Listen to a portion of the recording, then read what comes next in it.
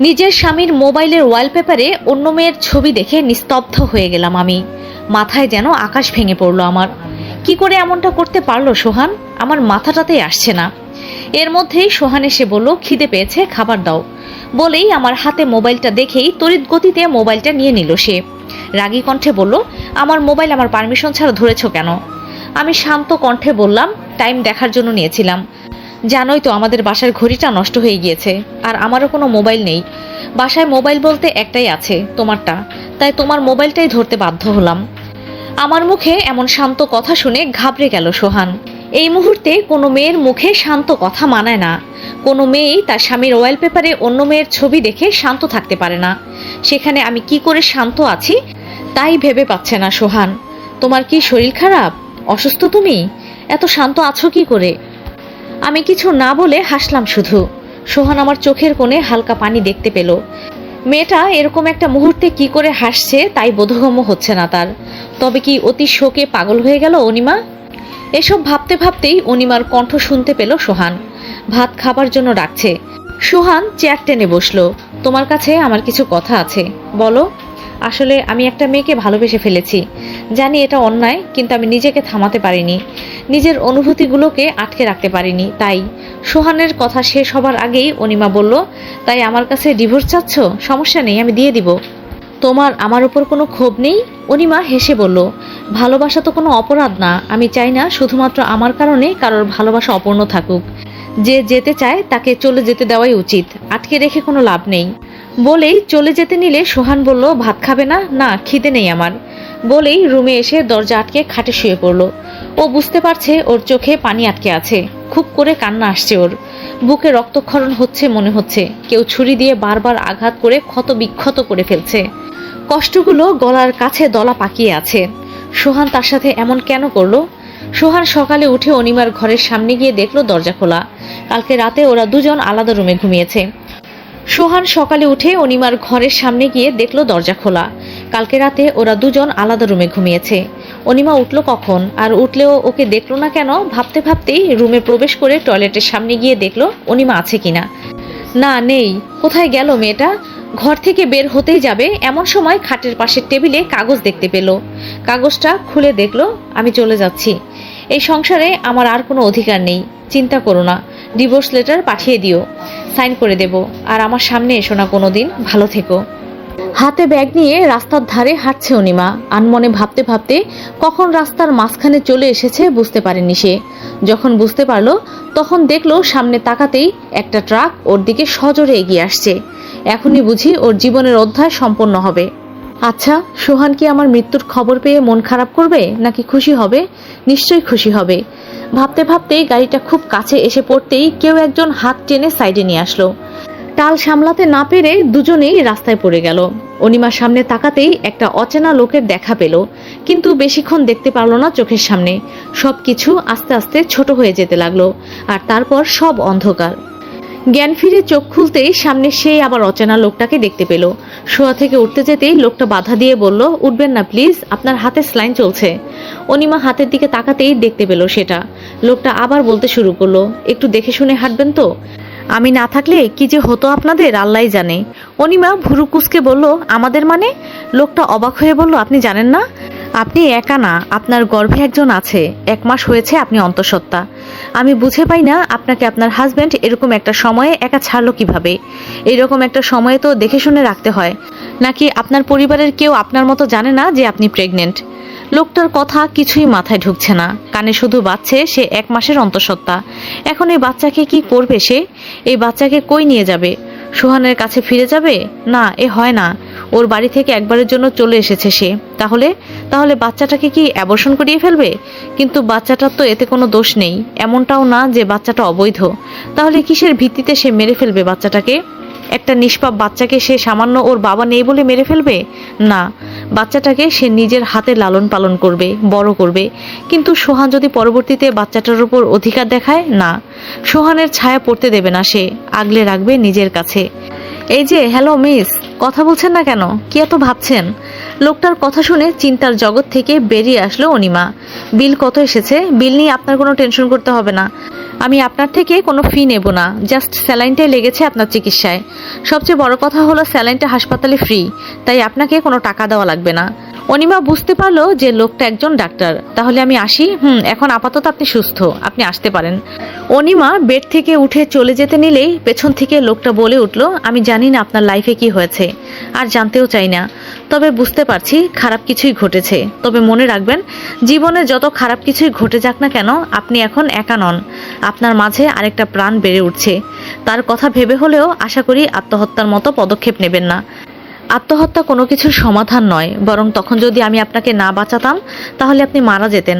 আপনার মাঝে যে আরও একটি প্রাণ বড় হচ্ছে, সেটা না জেনেই নিজেকে সহ ওই প্রাণটাকে খুন করে ফেলতেন। তাই বলছি, আত্মহত্যা কোনো কিছু সমাধান নয়। আশা করি আপনি নিজের আর নিজের বাচ্চার জন্য সাবধানে থাকবেন। বাচ্চার কথা ভেবে হলেও ওই রকম বাজে ডিসিশন নেবেন না। অনিমা কিছু না বলে হাসপাতাল থেকে বেরিয়ে আসলো। রাস্তায় দাঁড়িয়ে পেটে হাত দিয়ে ভাবলো, আমি কিনা ওই লম্পটটার জন্য নিজেকে আর নিজের বাচ্চাকে শেষ করে দিতে চাইছিলাম। না, আমাকে বাঁচতে হবে। এই বাচ্চাটার জন্য হলেও আমাকে বাঁচতে হবে। বাচ্চাটাকে একমাত্র অবলম্বন করে নিয়ে বাঁচবে সে। অতীতের ভাবনা থেকে বেরিয়ে আসলো সে। আজকে তার ছোট বোন তিথিকে পাত্রপক্ষ দেখতে এসেছে। মা কড়া করে বলে দিয়েছেন রুম থেকে এক পাও বের না হতে, কারণ তারা যদি জানেন বড় বোন আর বড় বোনের হাজবেন্ড আলাদা থাকে, তাহলে বিয়েটা ভেঙেও দিতে পারেন। পাত্র অনেক ভালো, উচ্চশিক্ষিত, নম্র, ভদ্র। এমন যোগ্য পাত্রকে তারা হাতছাড়া করতে চান না। অনিমা দরজা আটকে ঘরেই বসেছিল। হঠাৎ তার পানি পিপাসা পেল অনেকক্ষণ নিজেকে আটকে রাখলো। ভাবলো ওরা গেলেই পানি খেতে যাবে। পরক্ষণে ভাবলো চুপি চুপি নিয়ে আসলে তো কোনো সমস্যা হবে না। এই ভেবে দরজা খুলে টেবিলের সামনে গিয়ে গ্লাসে পানি ঢেলে এক ঢোকে সব পানি খেয়ে পেছনে ফিরতেই মাকে দেখে ভয়ে কেঁপে উঠল। নিহান পাত্রী দেখতে এসেছে। সোফায় বসে আছে সে। পাত্রী মাথায় লম্বা ঘোমটা নিয়ে শরবত নিহানের দিকে এগিয়ে দিতেই ভুলক্রমে শরবতটা নিহানের শার্টের উপর পড়ে যায়। পাত্রী অর্থাৎ তিথি সরি বলতে যেতেই নিহান বলল, ইটস ওকে, ওয়াশরুমটা কোন দিকে? তিথি হাত দিয়ে দেখিয়ে দিতেই নিহান ড্রেসিং টেবিলের সামনে যেয়ে শার্টটা টিস্যু দিয়ে পরিষ্কার করছিল। হঠাৎ জোরে কথা বলার শব্দ শুনে ফ্রেশ হয়ে একটু সামনে যেতেই অনিমার কান্নারত মুখটা চোখের সামনে ভেসে উঠল। চিনতে একটু অসুবিধা হলো না, সে যে এই মেয়েটাই, ওই হাসপাতালের মেয়েটা যাকে সে অ্যাক্সিডেন্ট হওয়া থেকে বাঁচিয়েছিল। কিন্তু তিথির মা এভাবে ওনাকে বকছেন কেন? বোধগম্য হয় না নিহানের। তোকে না বললাম বাইরে না আসতে? তুই কি চাস না আমার মেয়েটার বিয়ে হোক? নিজে তো অপয়া, যেখানে যাস সর্বনাশ ঘটিয়ে তবেই ছাড়িস। নিজের হাজবেন্ডকে আটকে রাখতে পারলি না, আর এখন আমার মেয়ের বিয়ে ভাঙার পরিকল্পনা করছিস। তিথির মায়ের মুখে এমন কথা শুনে নিহান পেছন থেকে বলে উঠল, আন্টি, আপনি এই যুগে বসবাস করেও অপয়া, অলক্ষী এসব কুসংস্কারে বিশ্বাস করেন? নিহানের কণ্ঠ শুনে অনিমা আর তিথির মা দুজনেই চমকে উঠে পিছনে তাকালো। ওনার হাজবেন্ড ওনাকে ছেড়ে চলে গিয়েছে, এতে তো ওনার কোনো দোষ নেই। তাহলে কেন আপনি ওনাকে অপয়া বলছেন? আর উনি ওনার নিজের বোনের কাছে থাকবে, এতে বিয়ে না হওয়ার সাথে সম্পর্কটা কোথায়? আমি তো এটা বুঝতে পারছি না। তিথির মা একটু হেসে বললেন, দেখো বাবা, তুমি ভুল ভাবছো। আমি কথাটা ওইভাবে বলিনি, আমি জাস্ট ওকে একটু শাসন করছিলাম। আসলে মাথায় একটু সমস্যা আছে তো ওর, তাই যেতে মানা করেছিলাম, যদি কোনো অঘটন ঘটিয়ে ফেলে। নিহান কিছু বলতে যাবে তার আগেই তার বাবা ওকে ডাকলো। বাবার ডাক শুনে নিহান বলল, আন্টি আপনি আসেন, আর ওনাকেও সাথে নিয়ে আসেন, কিছু কথা আছে আমার। বলেই নিহান চলে গেল ড্রয়িং রুমের দিকে। তিথির মা আর অনিমা আসতেই নিহানের বাবা তিথির মাকে বললেন, তাহলে বিয়ের তারিখটা ঠিক করে ফেলি। আমাদের আপনার মেয়েকে অনেক পছন্দ হয়েছে। আজকালকার যুগে এমন নম্র মেয়ে পাওয়া যায় না, তাই আমরা চাচ্ছি যত তাড়াতাড়ি সম্ভব বিয়েটা সারিয়ে নিতে। এমন লক্ষ্মী মেয়ে হাতছাড়া করতে চাচ্ছি না। তিথির মা হেসে বললেন, আলহামদুলিল্লাহ, আমাদের কোনো অসুবিধা নেই। নিহানের মা নিহানের উদ্দেশ্যে বললেন, এতে তোর কোনো আপত্তি নেই তো? উত্তরে নিহান যা বলল তাতে ঘরের উপস্থিত সবাই অবাক হয়ে তাকালো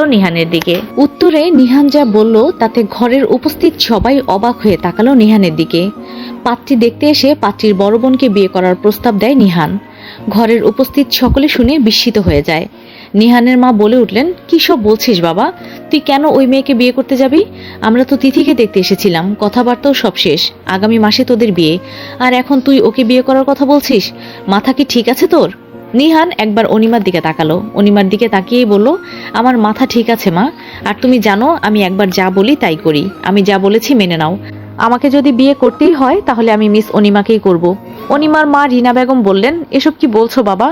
অনিমা বিবাহিত, ওরা এখন আলাদা হয়ে গিয়েছে। আপনি তো বললেন ওনার হাজবেন্ড ওনাকে ছেড়ে দিয়ে চলে গিয়েছে। নিহানের মা বলল, তুই একটা বিবাহিত মেয়েকে বিয়ে করবি? আমার যখন কোনো সমস্যা নেই ওনাকে বিয়ে করতে, তাহলে তোমাদের এত সমস্যা আসছে কোথা থেকে আমি বুঝতে পারছি না। আমার বিয়ে হলে মিস অনিমার সাথেই হবে। নিহানের কথা শুনে এবার অনিমা মুখ খুলল। আপনি ভাবলেন কি করে আমি আপনাকে বিয়ে করতে রাজি হব? ভাবিনি তো, জাস্ট আমার ডিসিশনটা জানিয়েছি। বাই দ্য ওয়ে, আমি আমার মতামত জানিয়ে দিয়েছি। আজ তাহলে আসি। অতঃপর বাবা মায়ের উদ্দেশ্যে বলল, আব্বু আম্মু চলো, বলেই চলে গেল। নিহানের মা বলল, আমি নিহানকে বাসায় নিয়ে বুঝাবো, আপনারা চিন্তা করেন না। বিয়ে হলে নিহানের সাথে তিথিরই হবে, আমি কথা দিচ্ছি আপনাকে। রিনা বেগম কথাটা শুনে স্বস্তির নিঃশ্বাস নেন, যেন তাই হয়। এবার তাহলে আসি। নিহানের মা চলে যেতেই রিনা বেগম অনিমার দিকে তাকালো রাগী দৃষ্টিতে। তিথি ঠোঁট উল্টে বলল, আম্মু আমি নিহানকে বিয়ে করব, আমি ওনাকে ভালোবেসে ফেলেছি। প্লিজ তুমি কিছু করো, তোর সাথেই নিহানের বিয়ে হবে, তুই টেনশন করিস না। রিনা বেগম অনিমার কাছে গিয়ে বলল, তোর জন্য সবকিছু হয়েছে আজকে। তিথির বিয়ের আগে তুই ঘর থেকে বের হবি না, বলেই একটা রুমে নিয়ে দরজা আটকে দিল। অনিমা কিছুক্ষণ দরজা ধাক্কাধাক্কি করেও লাভ হলো না। অতঃপর নিরাশ হয়ে মেঝেতে বসে গেল। মনে মনে ভাবলো, তার সাথেই কেন সবসময় এরকম হয়? একটু কি ভালো কিছু ঘটতে পারে না তার জীবনে? সব সময় সব খারাপ তার সাথেই কেন হয়? উত্তর খুঁজে পায় না। দরজায় হেলান দিয়ে বসে থাকে। কয়েকদিন পর দরজা খুলে রিনা বেগম অনিমার হাতে একটা খাম দিয়ে তাচ্ছিল্য করে বলে, দেখ সোহান ডিভোর্স লেটার পাঠিয়ে দিয়েছে, ফোন দিয়ে বলেছে তোকে সাইন করে দিতে। তুই নাকি ওকে কথা দিয়ে আসছিস। বুঝতে পারলি তো, তুই শুধু ব্যবহারেরই যোগ্য, কারো বউ হন না। জন্মের সময় তো মাকে মারলি, এখন তোর জামাইও তোকে ডিভোর্স দিয়ে দিয়েছে। সাধে কি আর তোকে অপয়া বলি? নিহানও তোর সৌন্দর্যের মোহে পড়েই তোকে বিয়ে করার কথা বলছে। বিয়ে করার কয়েকদিন পর সোহানের মতোই ব্যবহার করে রাস্তায় ছুঁড়ে ফেলে দেবে। আসলে কি বলতো, তুই ছুঁড়ে ফেলারই যোগ্য। মায়ের মুখে এসব কথা শুনে অনিমার বুকটা ফেটে যাচ্ছে। আচ্ছা, কোনো মা কি তার সন্তানকে এভাবে বলতে পারে? সৎ মাই হোক, মা তো মাই। ভুল বললেন, সবাইকে নিজের আর সোহানের মতো ভাববেন না। ভুল বললেন, সবাইকে নিজের আর সোহানের মতো ভাববেন না। আমি যেহেতু বলেছি মিস অনিমাকে আমি বিয়ে করব, সেহেতু ওকে সারা জীবন আমার কাছে রাখার জন্যই বলেছি, ছুঁড়ে ফেলে দেওয়ার জন্য না। আর আপনি না ওর মা, একজন মা হয়ে নিজ সন্তানকে কি করে এরূপ বাজে মন্তব্য করেন সেটাই আমার জানা নেই। নিহানের কথা শুনে অনিমা আর ওর মা উভয়ই চমকে পেছনে তাকাতেই দেখলো দরজার সামনে নিহান দাঁড়িয়ে আছে। এ কি বাবা তুমি? জি আন্টি, এর সাথে দেখা করতে আসলাম, মিস করছিলাম ওনাকে অনেক। নিহানের কথা শুনে তড়িৎ গতিতে অনিমা নিহানের দিকে তাকালো। আগে থেকেই নিহান ওর দিকে তাকিয়েছিল বলে দুজন চোখাচোখি হয়ে গেল। অনিমা সাথে সাথে মাথা নিচু করে ফেললো, বেশিক্ষণ তাকিয়ে থাকতে পারলো না। নিহান হেসে বলল, মিস অনিমা রেডি হন তো, আপনাকে নিয়ে শপিং এ যাব। কয়েকদিন পর তো আমাদের বিয়ে, তাই বিয়ের শপিং করতে হবে তো। তিথি এবার রাগে নিহানের সামনে এসে বলল, কি দেখে তুমি ওকে পছন্দ করলে? না আছে রূপ আর না আছে ওর গুণ, গেও ভূত একটা। আমার মাঝে কি নেই? যথেষ্ট শিক্ষিত, স্মার্ট, সুন্দরী আমি। তাহলে কেন আমাকে রেখে ওকে বিয়ে করার জন্য উতালা হয়ে পড়ছেন? নিহান হেসে বলল, হ্যাঁ মানছি আপনার সব কিছু আছে, যার ছিটেফোঁটো মিস অনিমার মাঝে নেই। কিন্তু কি বলুন তো, আপনার মাঝে সবকিছু থাকলেও সম্মান করার মতো মানসিকতাটা নেই। নয়তো ভদ্রঘরের মেয়ে তার নিজ বড় বোন সম্পর্কে এমন কথা বলতে পারতো না। আর সবচেয়ে বড় কথা কি বলুন তো, আপনাকে আমার মন ঠিক টানে না, যতটা মিস অনিমাকে দেখলে টানে। তিথি হেসে বলল, একদিনে দেখায় কারোর সাথে প্রেম হয়ে যায় নাকি? আপনি মজা করছেন। কি এমন দেখেছেন ওর মাঝে যে আপনি ওর প্রেমে পড়ে গেলেন? আসলে কি বলুন তো, জীবনের একটা টাইমে লাইফে এমন একজন মানুষের আগমন ঘটে যাকে দেখলে পুরো পৃথিবীটা থমকে যায়। দুনিয়ার সবকিছু সুন্দর লাগে, তার মাঝে কিছু থাকুক আর নাই থাকুক তাকে ভালো লাগে। এমনকি তার যে খারাপ গুণটা আছে সেটাও অমৃতের মতো লাগে। যাকে ভালো লাগার তাকে হাজার বছর ধরে ভালো লাগা লাগে না, জাস্ট কিছু সময়ের প্রয়োজন হয়। মন আপনা আপনি তাকে ভালোবেসে ফেলে, এতে কোনো সময়ের প্রয়োজন হয় না। আর যাকে ভালো না লাগার তার সাথে যুগ যুগ বছর বছর থাকলেও ভালোবাসা যায় না। আশা করি আপনার লাইফেও এমন কেউ আসবে যাকে দেখে আপনার ভালোবাসতে সময়ের প্রয়োজন হবে না, তখন আপনি বুঝবেন আমার অবস্থাটা। বলেই হেসে অনিমার দিকে তাকিয়ে বলল, এ কি আপনি এখনো রেডি হননি কেন? আন্টি মিস অনিমাকে বলুন তো রেডি হতে, ও মনে হয় আপনার ভয়ে রেডি হচ্ছে না। রিনা বেগম থমথমে গলায় বলে উঠলেন, যা রেডি হ। অনিমা অবাক হয়ে বলল, আম্মু। নিহান হেসে বলল, দেখলেন আন্টি আপনাকে পারমিশন দিয়ে দিয়েছে, তাড়াতাড়ি রেডি হয়ে আসুন, দেরি হয়ে যাচ্ছে তো। অনিমা কিছু না বলে নিজের রুমে চলে গেল। রিনা বেগম একটু এগিয়ে বললেন, একটু কি ভেবে দেখলে হতো না? দেখো ও অনাথ একটা মেয়ে, তোমার থেকেও বয়সে অনেক বড় হবে, কেন ওর পিছে পড়ে আছো? উনি আমার থেকে বয়সে বড় হোক, এতে আমার কোনো সমস্যা নেই। রিনা বেগম নিহানের কথায় বিরক্ত হলেন। ছেলেটা বড্ড ঘাটতেরা, কারো কথাই মনে হয় শুনবে না। শুধু শুধু বলে কোনো লাভ নেই, হুদাই টাইম নষ্ট। হায়, অনিমার কপালটা কত ভালো, এমন বড়লোক ডাক্তার ছেলের সাথে বিয়ে হবে, আর আমার মেয়েটার বিয়ে হতে হতেও হলো না। এই ভেবে দীর্ঘশ্বাস ফেললেন। অনিমা একটা নীল রঙের সুতির থ্রি পিস পরে বের হলো। মুখে কোনো প্রসাধনীর ছোঁয়া নেই, তবুও যেন কত মায়াবী লাগছে মেয়েটাকে। অনিমার রুম থেকে বের হতে নিহান অনিমার হাত ধরে বলল, আন্টি তাহলে আসছি আমরা। রিনা বেগম দুজনের দিকে তাকিয়ে ভেঙচি কেটে বললেন, যত সব আদিক্ষেতা। একটা রেস্টুরেন্টে বসে আছে অনিমা আর নিহান। অনিমা গলাটা একটু পরিষ্কার করে বলল, দেখুন আমি আপনার থেকে গুনে গুনে 7 বছরের বড়, জানি আমি। আপনি তো জানেন আমি প্রেগনেন্ট, তাও আমাকে বিয়ে করতে চাইছেন? আমার এতে কোনো অসুবিধা নেই, বরং বউয়ের সাথে বাচ্চা একটা ফ্রি পেয়ে যাব। আপনি আমাকে বিয়ে করতে চাইলেও আমি আপনাকে বিয়ে করতে পারবো না। নিহান শান্ত কণ্ঠে জবাব দিল, কারণটা জানতে পারি? দেখুন, আপনার বিয়ে ঠিক করা হয়েছিল আমার বোনের জন্য, সেখানে আমি কি করে আপনাকে বিয়ে করব? আমার মান সম্মান বলে তো একটা কিছু আছে। আমার রুচিতে বাঁধবে আপনাকে বিয়ে করতে, এতে আমার পরিবারের মানুষরা কষ্ট পাবে। আমি চাই না আমার জন্য আমার পরিবারের মানুষজন কষ্ট পাক। নিহান আমার কথা শুনে হাসলো।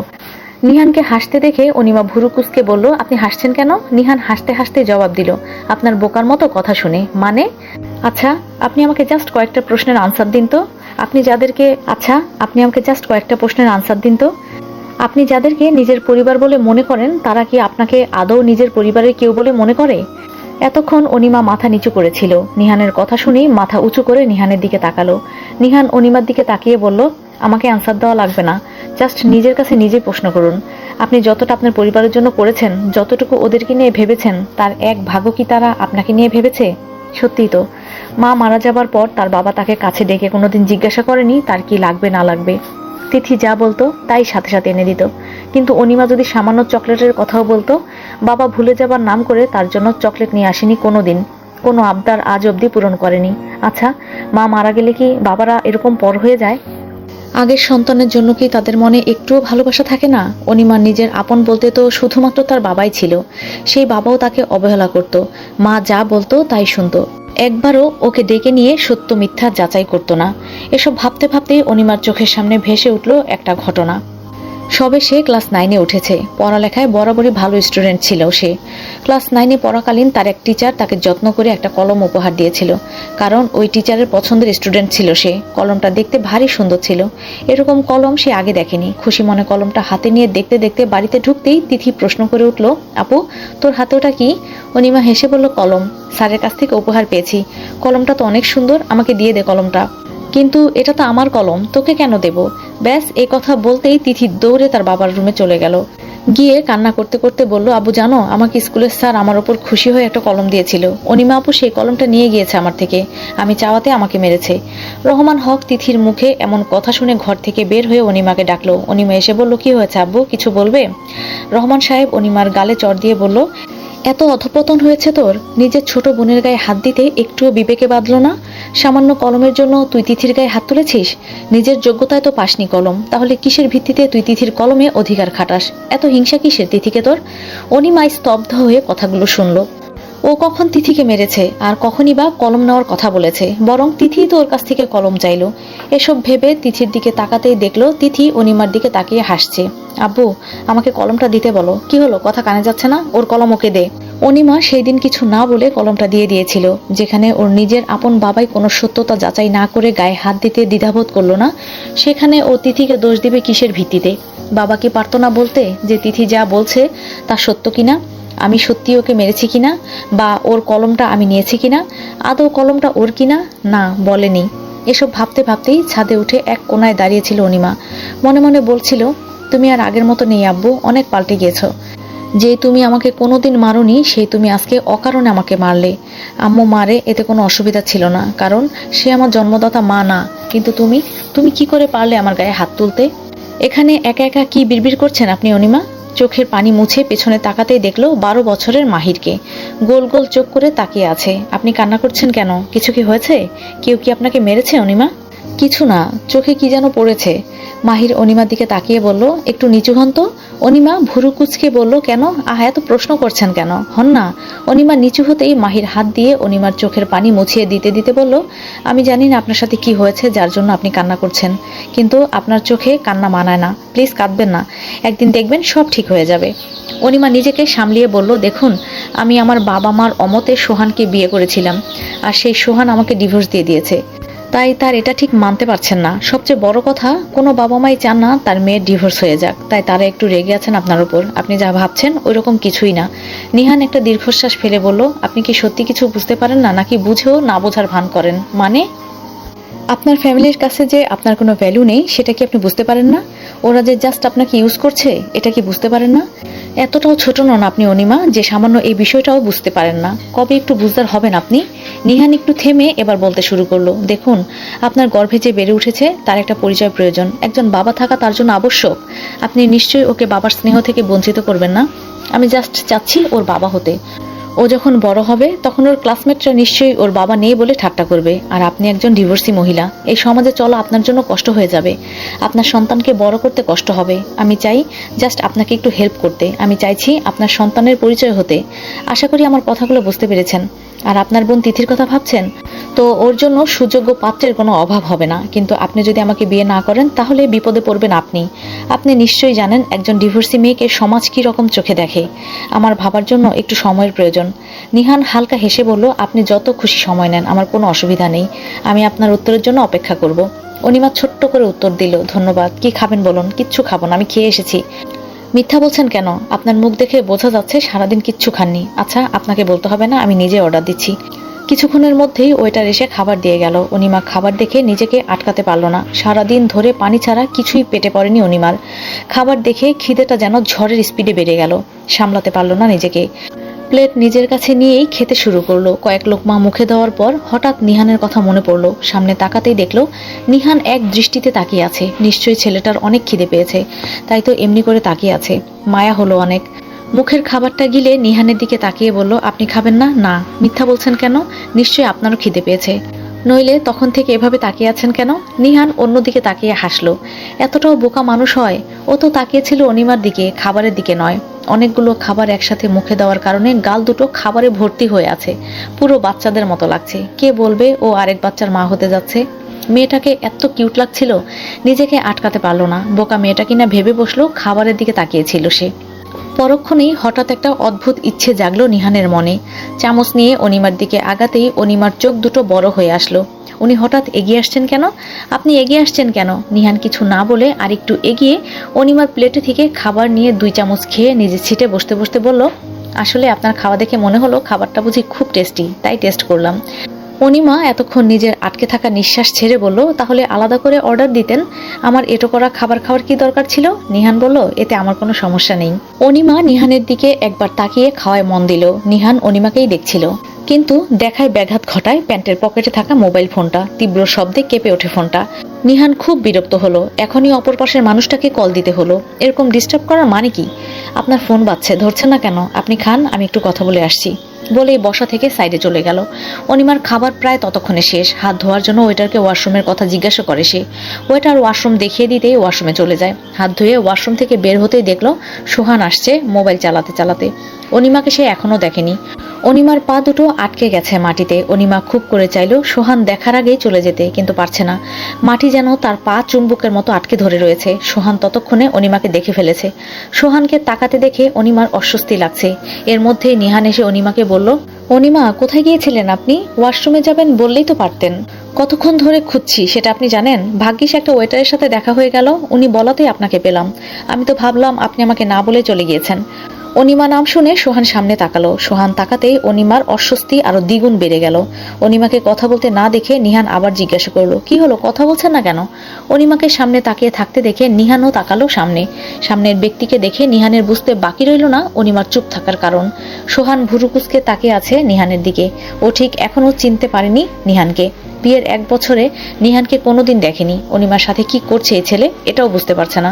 তবে যাই করুক না কেন, ওর তো চিন্তা করার কোনো কারণ নেই, কারণ ও তো ডিভোর্স পাঠিয়ে দিয়েছে আর অনিমাও সাইন করে দিয়েছে। তাহলে এই ছেলেকে এই নিয়ে চিন্তা কেন করছে সে? তার কি এসব নিয়ে চিন্তা করা মানায়? মোটেও না। এসব ভাবতে ভাবতেই নিহান এসে সোহানকে হাত বাড়িয়ে হেসে বলল, হাই, আমি ডক্টর নিহান শাহরিয়ার। আপনি নিশ্চয়ই সোহান? সোহানের ভুরুজোড়া কুঁচকে এলো। এই ছেলে ওকে চিনল কি করে? সোহান হ্যান্ডশেক করে বলল, জি, কিন্তু আপনি কে? আপনাকে তো চিনলাম না। অ্যাকচুয়ালি আমার সাথে মিস অনিমার বিয়ের কথা চলছে। কয়েক মাসের মধ্যে আমরা বিয়ে করব। সোহান এক পলক অনিমার দিকে তাকালো। এত তাড়াতাড়ি যে অনিমা এই সম্পর্ক থেকে বেরিয়ে আসতে পারবে সেটা সে ভাবতে পারেনি। তা আপনি কি জানেন অনিমা একসময় বিবাহিত ছিল, এখন সে ডিভোর্সি? নিহান হেসে বলল, জানবো না কেন, অবশ্যই জানি।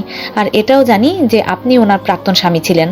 উনি ডিভোর্সি জেনেও আপনি ওনাকে বিয়ে করতে রাজি হচ্ছেন?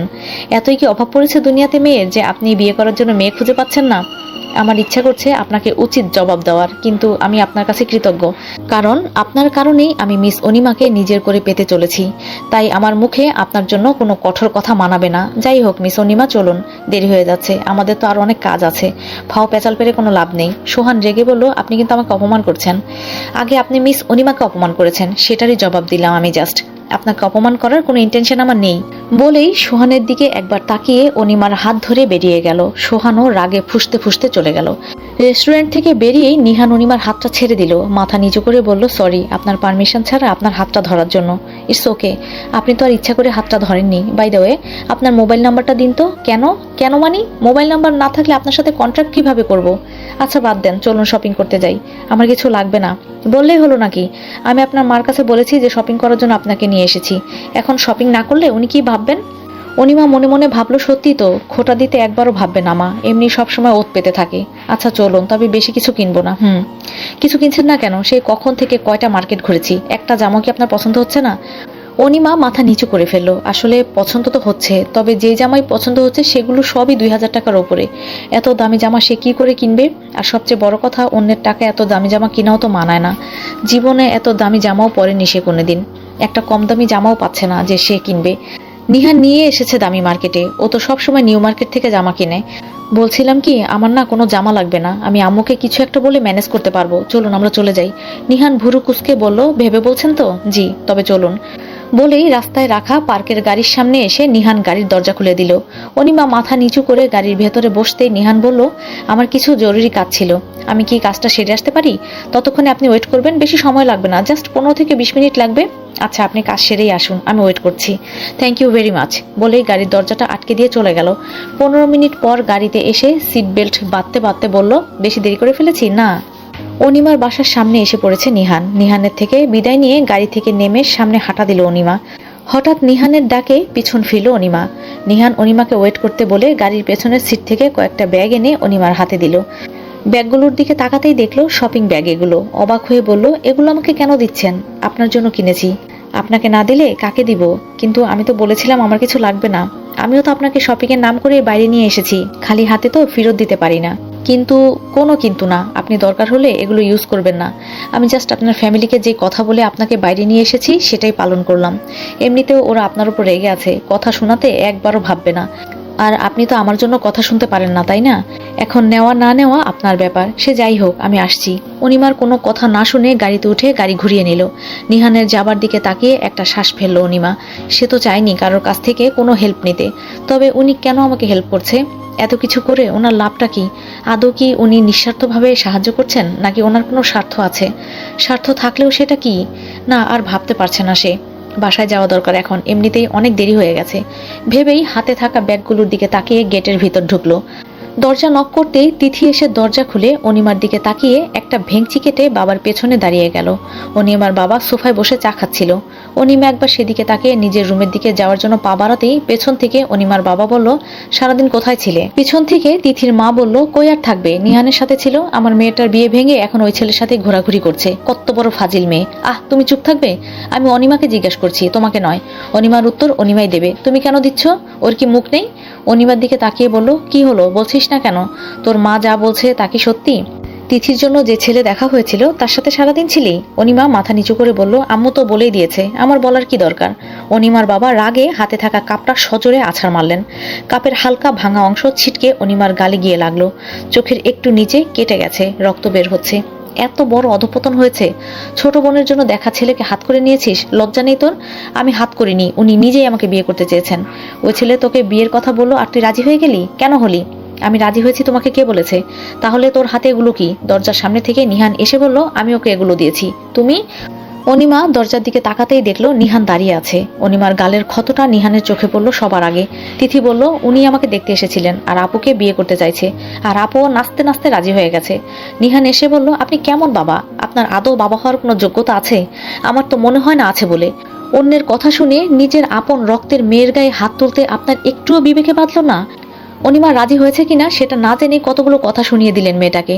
তিথি আর ওর মা না হয় ওর আপন রক্তের কেউ না, কিন্তু আপনি তোর বাবা, আপনি কি করে? আমাকে জ্ঞান দিতে আসবে না একদম। আমি আমার মেয়ের সাথে কি আচরণ করব সেটা তোমার থেকে শিখবো না। আমি সেটা বলিনি। আমি বলেছি কারোর কাছ থেকে কোনো কিছু শোনার আগে যাচাই করে নেওয়া লাগে সেটা আদৌ সত্য কিনা। অনিমাকে আমি জোর করে নিয়ে গিয়েছি শপিং করতে। সত্যি কথা বলতে শপিংয়ে নিয়ে যাওয়ার আমার কোনো উদ্দেশ্যই ছিল না, কিন্তু অনিমা না খাওয়া ছিল, মেয়েটার শুকনো মুখ সহ্য করতে পারিনি, তাই শপিংয়ের নাম করে খাওয়াতে নিয়ে গিয়েছিলাম। যেটা করা উচিত ছিল আপনার, সেটা আমাকে করতে হয়েছে। একটা মেয়ে যদি নিজের বাসাতে সামান্য খাবারটুকুও খেতে না পারে, তাকে দরজা বন্ধ করে আটকে রাখা হয়, বাজে কথা শোনানো হয়, সেই মেয়েটার যে মানসিকভাবে অসুস্থ হতে সময় লাগবে না তা কি আপনি জানেন? না, আমি আমার হবু স্ত্রীকে এই পরিবেশে রাখতে পারবো না। যেখানে ওকে পদে পদে অপমান করা হয়, এরকম পরিবেশে ওর থাকা উচিত হবে না। আমি ওকে আমার সাথে নিয়ে যেতে চাই, আপনারা অনুমতি দিলেও আর না দিলেও। তিথির মা বলল, এসব কি বলছো বাবা? তোমার সাথেও থাকবে মানে? আমি আমার হবু স্ত্রীকে এমন একটা পরিবেশে রাখতে পারবো না। মিস অনিমা, আপনি রেডি হয়ে আসুন এখনই। অনিমার বাবা একটু এগিয়ে বলল, তুমি আমার সামনে আমার মেয়েকে নিয়ে যাবে আর আমি দাঁড়িয়ে দাঁড়িয়ে দেখব? তুমি সেটা ভাবলে কি করে? ভাবিনি তো। আমি ওনাকে নিয়ে যাব। দেখুন, সারা জীবন তো নিজের মেয়ের প্রতি বাবা হিসাবে যে দায়িত্ব পালন করা লাগে, সেই দায়িত্বটা আপনি অবহেলা করেছেন। নিজের মেয়েকে আশ্রিতার মতো করে রেখে দিয়েছেন। এখন অন্তত অনিমার ভালোর কথা চিন্তা করে হলেও আপনি বাধা দেবেন না আমাকে। এখানে থাকলে অনিমার স্বাস্থ্যের জন্য অনেক বড় ক্ষতি হয়ে যাবে, সাথে ওর পেটে যে বাচ্চা আছে তারও ক্ষতি হয়ে যাবে। একজন বাবা হিসাবে আপনি নিশ্চয়ই তা চান না। আমি নিয়ে যাচ্ছি মিস অনিমাকে বলেই অনিমার দিকে কয়েক পা এগিয়ে অনিমার হাত ধরে দরজার দিকে হাঁটা দিল। তিথি গিয়ে তার বাবাকে বলল, আব্বু, এটা তুমি কি করলে? নিহানের সাথে আবুকে যেতে দিলে কেন? তিথির মা এগিয়ে এসে বলল, আমার মেয়েটা একমাত্র শুধু নিহানকেই পছন্দ করেছিল। তুমি এটা কি করলে? আমি এখন কোনো কথা শুনতে চাচ্ছি না। অনিমার গর্ভে যে সন্তান আছে সেটা বলনি কেন তুমি আমাকে? অনিমাই তো বলেনি, না বললে জানবো কিভাবে? ওকে ঘরে আটকে রেখেছিলে কেন? আর কেন কোনো খাবার দাওনি? তিথির মা এবার তোতলাতে তোতলাতে বলল, অনিমা আমার মেয়ের বিয়ে ভেঙেছে, আমার অনেক রাগ হয়েছিল, তাই রাগের মাথায়। অনিমার বাবা রেগে বলল, তাই রাগের মাথায় আমার মেয়েটাকে না খাইয়ে রেখেছো। আমাকে মাফ করে দাও, আমি বুঝতে পারিনি। অনিমার বাবা একটা শ্বাস ফেলে নিজেকে শান্ত করার চেষ্টা করলেন। রাগটাকে কমানোর জন্য সোফায় চুপ করে বসে রইলেন। আপনি যে এভাবে আমাকে নিয়ে আসলেন, এখন কোথায় থাকবো আমি? আমার শেষ থাকার ঠিকানাটাও আপনি শেষ করে দিলেন। নিহান কিছু না বলে হেঁটেই যাচ্ছে সামনের দিকে। আপনি কি আমার কথা শুনছেন না? হ্যাঁ শুনছি, কিন্তু উত্তর দেওয়ার প্রয়োজন মনে করছি না। এখন একটা কথা বলবেন না, আপনি গাড়িতে বসুন। আপনার ইচ্ছায় আমি সব করব, আপনি যা বলবেন তাই করব। কেন? নিহান 2 কদম এগিয়ে অনিমার 2 কাঁধে হাত রেখে বলল, আপনি এখন রেগে আছেন, আগে শান্ত হন, নিজেকে শান্ত করুন। অনিমাকে গাড়ির সিটে বসতে দিল, নিজেও গাড়ির দরজা খুলে অপর সিটে গিয়ে বসলো। পিছনের সিট থেকে ফার্স্ট এইড বক্সের ঢাকনা খুলে কোলের ওপর রাখলো। একটা অয়েন্টমেন্ট বের করে অনিমার দিকে সোজা হয়ে বসে বলল, আমার দিকে ফিরুন। অনিমা কোনো উত্তর দিল না। এই লোকটা এমন কেন? বলা নাই ক নাই, হুট করে এসে হুট করে ঘরের বাইরে নিয়ে আসবে। আমার কাছ থেকে অনুমতিরও প্রয়োজন নেয় না, আমি রাজি কিনা সেটাও জানতে চায় না। সব সময় নিজের যা মন চায় তাই করে। আমার দিকে ফিরতে বললাম না, তাও অনিমার কোনো উত্তর নেই। একটা শ্বাস ফেলে বলল, আপনার রাগ করার জন্য যথেষ্ট কারণ আছে। আপনার জায়গায় যে কেউ থাকলেও রাগ করতো, এটাই স্বাভাবিক। কিন্তু আমি যা করেছি তা আপনার কথা ভেবেই করেছি, আপনার অনাগত বাচ্চার কথা চিন্তা করেই করেছি। ওই বাড়িতে থাকলে বাচ্চাটা স্বাভাবিকভাবে বেড়ে উঠতো না। একজন ডাক্তার হিসেবে বলছি, আপনি কি চান না আপনার বাচ্চা সুস্থ স্বাভাবিক আর 5টা বাচ্চার মতো বেড়ে উঠুক, কোনো ক্ষতি না হোক? চান তো? তা তো চাই, কিন্তু এখন আমি কোথায় থাকবো? আমার তো থাকার কোনো জায়গা নেই। আমি তো কোনো চাকরিও করি না যে বেতনের টাকা তুলে দিয়ে বাসা ভাড়া দেব। আপনি কোনো টেনশন করবেন না, যেহেতু আপনাকে আমি বাসা থেকে নিয়ে এসেছি, সেহেতু আপনার খাওয়া দাওয়া থাকার ব্যবস্থা সম্পূর্ণই আমার দায়িত্ব।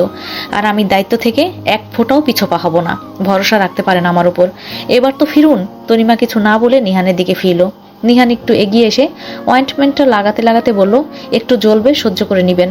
অয়েন্টমেন্ট লাগিয়ে একটা ব্যান্ডেজ লাগিয়ে সোজা হয়ে বসতে বলল। এত অপমান সহ্য করেন কিভাবে আপনি? আমি হলো তো কবেই বেরিয়ে আসতাম। নিহানের কথা শুনে অনিমা হালকা হেসে বলল, দেয়ালে পিঠ ঠেকে গেলে তেতো কথাও শুনতে মিষ্টি লাগে। আমার ক্ষেত্রেও সেরকম হয়েছে। অপমান শুনতে শুনতে অভ্যাস হয়ে গিয়েছে, এখন আর গায়ে লাগে না। মার ভাষ্যমতে গন্ডারের চামড়া কিনা। অনিমার কথা শুনে নিহান এক পলক অনিমার দিকে তাকালো, পরক্ষণেই নিজেকে সামলে মুখ ফিরিয়ে নিল। ওই চেহারায় তাকানোর সাহস নিহানের নেই। গলা ঝেড়ে বলল, সবসময় অপমান সহ্য করতে হয় না, প্রতিবাদ করতে হয়। যে দোষ আপনি করেননি তার জন্য কথা শুনবেন কেন? নিহানের কথায় অনিমা কোনো উত্তর দিল না। চুপ করে কাচের জানলার বাইরের দিকে দৃশ্য দেখছে। দৃশ্য দেখছে বললে ভুল হবে, ভাবছে সে। আচ্ছা, তার জীবনটা কেন এমন হলো? অন্য স্বাভাবিক মেয়েদের মতো হলেও তো পারতো। নিজের ঘরে না হয় সুখ নাই পেল, অন্তত সংসার জীবনে তো সুখটা জুড়তে পারত, তাও পেল না। ও কি সুখ পাওয়ার জন্য এতটাই অযোগ্য, নাকি সুখের শব্দটাই ওর কপালে সয় না? কি জানি, কোন একটা কারণ হবে হয়তো। গাড়ি রাস্তার পাশে পার্ক করে নিহান অনিমাকে বলল, চলুন আপনার জন্য বাসা খুঁজে বের করি। নিহানের কথা শুনে অনিমা অবাক হয়ে বলল, এত রাতে বাসা খুঁজে পাবেন আপনি? চেষ্টা করলে অবশ্যই পাবো। চেষ্টা তো করে দেখি পাওয়া যায় কিনা। নিহানের কথা শুনে অনিমা গাড়ি থেকে বের হলো বাসা খোঁজার উদ্দেশ্যে। কিছু রাস্তা হাঁটার পর অনিমা বলল, এখনো তো কোনো বাসাতে টুলেট দেখতে পাচ্ছি না। বাসা তো পাওয়া যায় মাসের শেষের দিকে, এভাবে মাসের মাঝখানে বাসা পাওয়াটা অনেক টাফ হয়ে যাবে। বলতে বলতেই সামনে একটা বিল্ডিংয়ে টুলেট দেখতে পেয়ে অনিমাকে হাত দেখিয়ে বলল, ওই যে দেখুন। বলতে না বলতে বাসা পেয়ে গেছি, চলুন গিয়ে দেখি। বাসার গেটের সামনে লাগানো টুলেট থেকে ফোন নাম্বার নিয়ে মোবাইলে ডায়াল করার কিছুক্ষণ পর রিং হতেই এক ভদ্রমহিলা ফোন ধরলেন। নিহান সালাম দিয়ে জিজ্ঞাসা করলো, টুলেটে যে বাসা ভাড়ার কথা বলা হয়েছে তা এখনো খালি আছে কিনা। ভদ্রমহিলা বলল, নিহানকে ওপরে আসতে, রুম দেখিয়ে কথাবার্তা বলে ফাইনাল করবেন। নিহান পকেটে ফোন রেখে অনিমাকে বলল, চলুন, বাড়ির মালিক ওপরে দেখা করতে বলেছে, রুমটা দেখে আসি। কিন্তু টুলেটের তো বলা আছে 4 রুম, 4 রুম দিয়ে আমি কি করব? আমার 1 রুম হলেই হবে। আগে তো দেখে আসি, আর এখন এমনিতেই বাসা খুঁজে পাবেন না, এটা অনেক ভাগ্য করে পেয়েছি। সব দিক থেকে বিবেচনা করে অনিমা রাজি হলো। ভদ্রমহিলার কথা অনুযায়ী 3 তলায় গিয়ে বাসায় নক করতে দরজা খুলে দিয়ে ভেতরে আসতে বললেন। নিহান আর অনিমা ভেতরে ঢুকতে সোফায় বসতে বলে নিজেও সামনের একটা সিঙ্গেল সোফায় বসে দুজনের দিকে ভালো করে তাকালেন। তো তোমরা মনে হয় হাজব্যান্ড ওয়াইফ। মহিলার কথা শুনে অনিমা তড়িৎ গতিতে নিহানের দিকে তাকালো। ভদ্রমহিলা যে এই কথা বলবেন তা নিহানের ভাবনায় আসে নাই। অনিমা মানা করতেই যাবে, নিহান অনিমার হাতে হাত রেখে বাধা দিয়ে বলল, জি ম্যাডাম, আমরা ম্যারিড।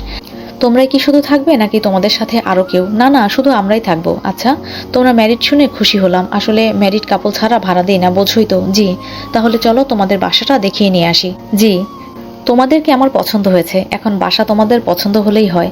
বলতে বলতেই 4 তলার বাসার সামনে এসে পড়লেন। চাবি দিয়ে তালা খুলে ভেতরে ঢুকে পুরো রুম দেখিয়ে বললেন, পছন্দ হয়েছে তোমাদের? বাসা ভাড়াটা যদি বলতেন। বাসা ভাড়ার ব্যাপারে চিন্তা করো না তো, পছন্দ হয়েছে কিনা তাই বলো। জি, পছন্দ হয়েছে। তাহলে এখন বাসা ভাড়ার কথায় আসি। দেখো, তোমাদের তো বললামই তোমাদের আমার খুব পছন্দ হয়েছে। অনেক ভদ্র তোমরা, দেখেই বোঝা যাচ্ছে। তোমাদের জন্য বাসা ভাড়া 18,000 টাকা, সাথে গ্যাস আর কারেন্ট বিল আলাদা। বাসা ভাড়ার দাম শুনে অনিমা চমকে বলল, ভাড়া তো অনেক, একটু কমানো যায় না? বাড়িওয়ালা মুখ পানে পান চিবুতে চিবুতে বললেন, তাহলে 16,000 টাকাই দিও, আর কমাতে পারবো না বাবু। নিহান হেসে বলল, থ্যাংক ইউ, আমি বাসাটা ভাড়া নিতে চাচ্ছি। অ্যাডভান্স কত দিতে হবে? থ্যাংক ইউ, আমি বাসাটা ভাড়া নিতে চাচ্ছি। অ্যাডভান্স কত দিতে হবে? আপনি 16,000 টাকায় বাসাটা ভাড়া নিলেন কেন? এত টাকায় আমি বাড়িওয়ালার সাথে কথা বলে অনিমাকে ঘরে বসিয়ে বাইরে গিয়েছিল ফ্যান, চাদর, হাঁড়ি পাতিল, আরো প্রয়োজনীয় বাজার করতে। খাটও কেনার ইচ্ছা ছিল, তবে সাথে সাথে খাট তো আর পাওয়া যায় না, অর্ডার দিয়ে বানিয়ে নিতে হয়। কেবল তোষক আর চাদর কিনেছে। সবকিছু কিনে বাসায় ফিরে নিহান কেবল ফ্লোরে বসেছিল। বাড়িওয়ালাকে বলে দিয়েছিল আজকে উঠতে চায় সে। বাড়িওয়ালাও রাজি হয়েছে, যেহেতু ক্যাশে অ্যাডভান্স পেয়েছে। অনিমার কথা শুনে নিহান বলল, আর কি করার ছিল? কোথায় থাকতেন আপনি? আর সবচেয়ে বড় কথা, আমারও উচিত হয়নি হুট করে কিছু না ভেবে নিয়ে আসাটা। কিন্তু ওই কথাগুলো শুনে আমি নিজেকে আটকাতে পারিনি। লাস্টের কথাগুলো মনে মনেই বলল, আপনি যে বললেন আমরা ম্যারিড, আসলে তো আমরা ম্যারিড না। মিথ্যা বললেন কেন? আমার ওই মহিলাকে প্রথম দেখে মনে হয়েছিল উনি আমাদের সন্দেহ করছেন। কিছুক্ষণ পরপর কথা বলার মাঝে সন্দেহের চোখে তাকাচ্ছিলেন। আর কোনো বাড়িওয়ালাই চাইবে না তার বাসায় শুধু একজন মেয়ে থাকুক। অনেক সময় অনেক দুর্ঘটনা হয় না, তাই বলতে বাধ্য হয়েছি। দেখলেনই তো এই বাসাটায় খুঁজতে কত কষ্ট হয়েছে আমাদের। এই বাসা বাদ দিয়ে যদি আরেকটা বাসা খুঁজতে যেতাম, সে বাসা পেতাম সেটার কোনো গ্যারান্টি নেই। কিন্তু আপনি এখানে থাকবেন নাকি? বাড়িওয়ালা যদি দেখে আপনি নেই, তাহলে তো বুঝে ফেলবে। সমস্যা নেই, বলে দেব অফিসের কাজে বাইরে গিয়েছি। উনি তো আর জানেন না আমি ডাক্তার, আর জানলেও বলে দিব নাইট ডিউটির কাজ করি, ব্যাস। আর কোনো সমস্যা নাই। বাই দ্য ওয়ে, কতক্ষণ তো হয়ে গেল, খিদে পাইনি আপনার? না। মিথ্যা বলছেন কেন? খেয়েছেন সেই দুপুরের দিকে, এখন রাত 10টা বাজে, নিশ্চয়ই খিদে পেয়েছে। বলতে বলতেই পাশে থাকা ব্যাগ থেকে একটা খাবারের প্যাকেট বের করে অনিমার হাতে দিয়ে বলল, খেয়ে নিন। যেহেতু অনেক রাত হয়ে গিয়েছে, তাই বাইরে থেকে খাবার আনাটাকেই বেস্ট মনে হয়েছে। এত রাতে রান্নাঘরে গিয়ে আর ঝামেলা করতে হবে না। অনিমার সামনে খাবার নিয়ে বসে আছে প্রায় 10 মিনিট হলো, এখনো একটা দানাও মুখে তোলেনি সে। আসলে ভাবছে খাবারটা খাওয়া ঠিক হবে কিনা। হুট করেই তো একটা মানুষকে আর বিশ্বাস করা যায় না, যদি কিছু মিশিয়ে থাকে খাবারে। অনেকক্ষণ অনিমাকে বসে থাকতে দেখে নিহান অবাক হলো। ভুরু কুচকে বলল, খাচ্ছেন না কেন, কোনো সমস্যা? অনিমা আমতা আমতা করে বলল, আমি আপনাকে ঠিক বিশ্বাস করে উঠতে পারছি না, যদি খাবারে কোনো ক্ষতিকারক জিনিস মিশাই, তাই তো? আমি কথাটা ওইভাবে বলতে চাইনি। নিহান আর কিছু না বলে অনিমার সামনে থেকে খাবারটা নিয়ে এক লোকমা মুখে নিয়ে খেয়ে প্লেটটা অনিমার কাছে আবারও ফেরত দিয়ে বলল, এখন খেতে কোনো অসুবিধা আছে? অনিমা মাথা নাড়ালো, মনে মনে শান্ত হলো। আমি তাহলে যাচ্ছি, দরজা ভালো করে লক করবেন। আর এই যে মোবাইলটা রাখেন, আমার নাম্বার সেভ করা আছে, কোনো অসুবিধা হলে কল দিবেন, মনে থাকবে? কিন্তু মোবাইল দরকারই দিচ্ছি, এটা কোনো অসুবিধা হলে আমি জানবো কি করে? যাই হোক, আসছি বলে বাসা থেকে বেরিয়ে গেল। এত রাতে কোথায় যাচ্ছ তুমি? কয়েক সিঁড়ি পেরিয়েছে নিহান। কথাটা শুনে পেছনে তাকিয়ে দেখলো বাড়িওয়ালা দাঁড়িয়ে আছে। আপনি এত রাতে? সিসি ক্যামেরায় দেখলাম বাইরে যাচ্ছ, কিসের কারণে? মানে বাসায় লবণ নেই, সেটা কিনতে যাচ্ছি। সামান্য লবণের জন্য বাইরে যাচ্ছ? আমার সাথে এসো। নিহান বাড়িওয়ালার পিছু পিছু গেল। কিছুক্ষণের মধ্যেই তিনি একটা ছোট কাচের বাটিতে লবণ এনে নিহানের হাতে দিয়ে বলল, বুঝলে, রাস্তাটা তেমন ভালো না, ছিনতাইকারীর দল বসে থাকে, তাই রাতের বেলা না যাবার চেষ্টা করবা। আর কোনো প্রয়োজন হলে আমাকে বলবো, আমি চেষ্টা করব, ঠিক আছে? আচ্ছা, ধন্যবাদ। তনিমা তখনও খাচ্ছিল। হঠাৎ দরজা খোলার আওয়াজ শুনে মুখ ভর্তি খাবার নিয়ে সামনে তাকাতেই দেখলো নিহান মুখ কালো করে রুমে ঢুকেছে। মুখের খাবারটুকু শেষ করে বলল, ফিরে আসলেন যে? কোনো কিছু ফেলে দিয়ে চলে গিয়েছিলেন? না। তাহলে? নিহান পুরো ঘটনা খুলে বলতেই অনিমা অবাক হয়ে বলল, তাহলে এখন কি করবেন? এক কাজ করা যায়, আপনি এই রুমেই থাকুন, আমি পাশের রুমটায় থাকছি। কিন্তু পাশের রুম তো পুরাই খালি। খালি ফ্লোরে ঘুমাবেন কিভাবে? আমার অভ্যাস আছে, আমি ঘুমাতে গেলাম, আপনিও খাবার শেষ করে ঘুমিয়ে পড়ুন। নিহান পাশের রুমে ঢুকেই ফ্লোরে বসে পড়লো। বসতে না বসতেই পকেটে থাকা মোবাইলটা তীব্র শব্দে বেজে উঠল। এত রাতে আবার ফোন কে করলো ভেবে পকেট থেকে মোবাইলটা বের করতেই ফোনের স্ক্রিনে মা নামটা ভেসে উঠল। ফোনটা রিসিভ করে কানের পাশে ধরতেই চিন্তিত কণ্ঠে বলে উঠলেন, কি রে, বাসায় আসলি না যে? এত রাত হয়ে গেছে, কই তুই? নিহান ঠিক গুছিয়ে মিথ্যা কথা বলতে পারে না। যতবারই বলতে গেছে ততবারই মার কাছে ধরা খেয়েছে। এমন একটা মিথ্যা বলতে হবে যাতে মা না বুঝতে পারে। নিজেকে সামলিয়ে জিহ্বা দিয়ে ঠোঁটটাকে ভিজিয়ে বলল, একটু আগে রওনা হচ্ছিলাম বাসায় যাওয়ার জন্য, কিন্তু একজন সিরিয়াস পেশেন্ট এসে গিয়েছে, এখন ওনার অপারেশন আমাকেই করতে হবে। রেডি হচ্ছে সবকিছু, আর কিছুক্ষণের মধ্যে অপারেশন শুরু হবে। কালকে একবারে রাতে আসবো সব কাজ শেষ করে। ফোন করে জানাতে হয় না? কত টেনশনে ছিলাম জানিস? সরি আম্মু, মনে ছিল না। যাই হোক, খেয়েছিস কিছু? কিছুক্ষণ আগে খাবার দিয়ে গেল, খেয়ে নিয়েছি। এখন রাখি, অপারেশনের টাইম হয়ে গেছে, পরে দেরি হয়ে যাবে। আচ্ছা, সাবধানে থেকো। আর মেডিসিন নিয়েছো? আচ্ছা, তাহলে রাখি, আল্লাহ হাফেজ। ফোনটা কেটে একটা শ্বাস ফেললো। যাক, আম্মু কিছু বোঝেনি। বুঝলে যে কি হতো আল্লাহ জানে। পরক্ষণেই মোবাইলটা পাশে রেখে হাঁটু ভাঁজ করে বসলো। মিস অনিমা, আপনি কি জানেন আমি আপনার জন্য মিথ্যা বলেছি আম্মুর কাছে? যে ছেলে বড় হবার পর একবারও মিথ্যা বলেনি, সে ছেলে তার মার কাছে মিথ্যা বলেছে। সবচেয়ে বড় কথা, ধরাও পড়েনি। এত বড় অসাধ্য কাজটা যে সাধন করেছে ভাবতে পারছেন? শুধুমাত্র আপনার জন্য। আপনি কবে আমায় বুঝবেন? কবে বুঝতে পারবেন আমি কিসের জন্য আপনার পাশে আছি? কিসের জন্য আপনাকে নিয়ে সারা দুনিয়ার সাথে লড়ছি, ইভেন নিজের বাবা মার সাথেও? কবে একটু বুঝদার হবেন আপনি অনিমা? ভেবেই একটা দীর্ঘশ্বাস ফেললো। অনিমাকে তো খুব করে বলে দিল ফ্লোরে ঘুমাবার অভ্যাস আছে তার, কিন্তু এখন যে কিভাবে ঘুমাবে? খালি ফ্লোরে কি ঘুমানো যায়? ও কোনোদিন ঘুমায়নি, তবু একটু চেষ্টা করলো, দেখা যাক, ঘুম আসলেও আসতে পারে। ভেবে প্রায় 5 থেকে 10 মিনিট শুয়ে থাকার পরও ঘুম চোখে ধরা দিল না। বিরক্ত হয়ে শোয়া থেকে উঠে বসে পড়লো। সকালে অনিমার ঘুম ভাঙলো চোখ মুখে সূর্যের আলো পড়ায়। মোবাইলে টাইম চেক করতেই দেখলো 7টার কাছাকাছি বেজে গেছে। ভোরে ফজরের নামাজ পড়ে একটু শুয়েছিল, কখন 7টা বেজে গেছে টেরই পায়নি। অনিমা শোয়া থেকে উঠে ওয়াশরুমে চলে গেল ফ্রেশ হতে। হাত মুখ ধুয়ে চুলটাকে হাত দিয়ে কোনো মতো খোপা করলো। এখনো তো কিছুই রান্না হয়নি, অথচ বাবার বাসায় থাকতে ফজরের নামাজ পড়েই রান্নাবান্নার কাজ সারতে হতো তাকে। কি করে যে দেরি হয়ে গেল, উনি কি ভাববে? নিশ্চয় মনে করবে আমি ইচ্ছা করে এতক্ষণ ঘুমিয়েছি। দরজা ঠেলে বের হয়ে একটু এগিয়ে কিচেন রুমে যেতেই দেখলো নিহান কি যেন করছে। অনিমা কয়েক পা এগুতেই নিহান প্লেটে খাবার বাড়তে বাড়তে বলল, উঠে পড়েছেন? আপনি আমাকে ডাক দেননি কেন? তাহলে তো আমি সবকিছু বানাতাম। ডাক দিতে চেয়েছিলাম, বাট পরে মনে হলো কি দরকার, যেহেতু আমি রান্না করতে পারি তাই আর ডাক দেইনি। নিহান কিচেন রুম থেকে একটা প্লেট একটু এগিয়ে এসে অনিমার হাতে দিয়ে বলল, খেয়ে নিন। বলে নিজের প্লেটটা নিয়ে ফ্লোরে বসে পড়লো। কিছুক্ষণ খাওয়ার পর সামনে তাকাতেই দেখলো অনিমা এখনো হাতে প্লেট নিয়ে দাঁড়িয়ে আছে। কি যেন ভাবছে সে ফ্লোরের দিকে এক দৃষ্টিতে তাকিয়ে। নিহান যে ওর দিকে তাকিয়েছে সেটাও খেয়ালই করেনি। নিহান শান্ত স্বরে বলল, মিস অনিমা, আপনি কি এখনো আমার উপর বিশ্বাস করতে পারছেন না? নিহানের কথা শুনে চমকে নিহানের দিকে তাকাতেই দেখলো নিহান তাকিয়ে আছে। না না, এমন কোনো কিছুই না। তাহলে কি এত ভাবছেন? আর খাবার খাচ্ছেন না কেন? কোনো সমস্যা? না না, এই তো খাচ্ছি, বলে খাওয়া শুরু করলো। প্লেটের রুটি ছিঁড়তে গিয়ে দেখলো রুটির আকার মানচিত্রের মতন হয়েছে। অনিমা হালকা হাসলো রুটির অবস্থা দেখে। দেখেই বোঝা যাচ্ছে লোকটা অনেক চেষ্টা করেছে গোল করার, কিন্তু সে গোল করায় ব্যর্থ হয়ে যেভাবে হয়েছে সেভাবেই টেলে নিয়েছে। নিহান অনিমার দিকে তাকিয়েছিল খাবার খেয়ে অনিমার মুখের রিয়াকশন দেখার জন্য। পর মুহূর্তে রুটির দিকে তাকিয়ে হাসতে দেখে নিজেও হেসে ফেলল। টানা 7 বার বেলেছে সে রুটিটাকে, কিন্তু প্রত্যেকবার বেলার সময় এক এক শেপ হয়, গোল হয় না। তবুও হাত দিয়ে যত সম্ভব পেরেছে গোল করেছে। আমার বানানো রুটি দেখে যদি আপনার মুখে হাসি ফোটে, তাহলে আপনার জন্য আমি এভাবে হাজারো বাজে আকৃতির রুটি প্রতিদিন বানাতে রাজি। নিজের চিন্তায় নিজেরই হাসি পেল নিহানের। কি এক বাজে চিন্তা। খাওয়া দাওয়া শেষ করে প্লেট কিচেনে রেখে আবারও ফিরে এসে বলল, মিস অনিমা, দুপুরের খাবার কিচেনে রাখা আছে, খিদে পেলে খেয়ে নেবেন। আর আধোয়া প্লেটগুলো ভুলেও ধুতে যাবেন না। আমি এসে পরিষ্কার করব ওইগুলোকে। আর কোনো প্রয়োজন হলে আমাকে কল করবেন। আপনার মোবাইলে আমার নাম্বার সেভ করা আছে। আর খাবার যদি খারাপও লাগে তাও কষ্ট করে খেয়ে নেবেন। এর আগে রান্না করিনি আমি, তাই জানিও না খাবার ভালো হয়েছে না খারাপ হয়েছে। তবে খাবার উপযুক্ত যে হয়েছে সেটা আমি বলতে পারি। আস্তে আস্তে রান্না করতে করতে ঠিক হয়ে যাবে। সাবধানে থাকবেন, দরজা ভালো করে লক করবেন, ঠিক আছে? লোকটা যে এত কথা বলতে পারে তা অনিমা ভাবেনি। সবসময় যতবারই দেখেছে ততবারই দুই একটা ছাড়া তেমন কোনো কথা হয়নি। অনিমা মাথা নাড়ল, আসছি তাহলে বলেই ঘর থেকে বেরিয়ে গেল। নিহানের যাবার দিকে তাকিয়ে দরজা বন্ধ করে ফ্লোরে বসে পড়ল ও। ও একা 16,000 টাকার বাসায় থাকছে। এভাবে অন্যের উপর নির্ভর করে কতদিন চলবে? না, কিছু একটা করতে হবে। এভাবে অন্যের উপর বসে পায়ের উপর পা তুলে তো আর খাওয়া যায় না। কিন্তু এখন সে করবেটা কি? এমন তো না ওর চাকরি আছে, আর ওকে এই সময় চাকরিটা কে দেবে? আগে যে অফিসে কাজ করতো সে অফিসে যাবে কি? কিন্তু সে তো নিজেই সোহানের কথা চাকরিটা ছেড়ে দিয়েছিল। এখন গেলেই কি ওরা ওকে নেবে? এভাবে তো সারাদিন বসে থাকা যায় না। সোহান অনিমাদের বাড়িতে সোফায় বসে আছে। অনিমার মা এক গ্লাস শরবত এনে টেবিলের উপর রাখেন। এমনিতেই যা গরম পড়েছে, ঠান্ডা শরবত দেখে সে নিজেকে সামলাতে পারল না। এক ঢোকে পুরো গ্লাস খালি করে টেবিলের উপর খালি গ্লাসটা রেখে বলল, আমাকে ডেকেছিলেন কেন?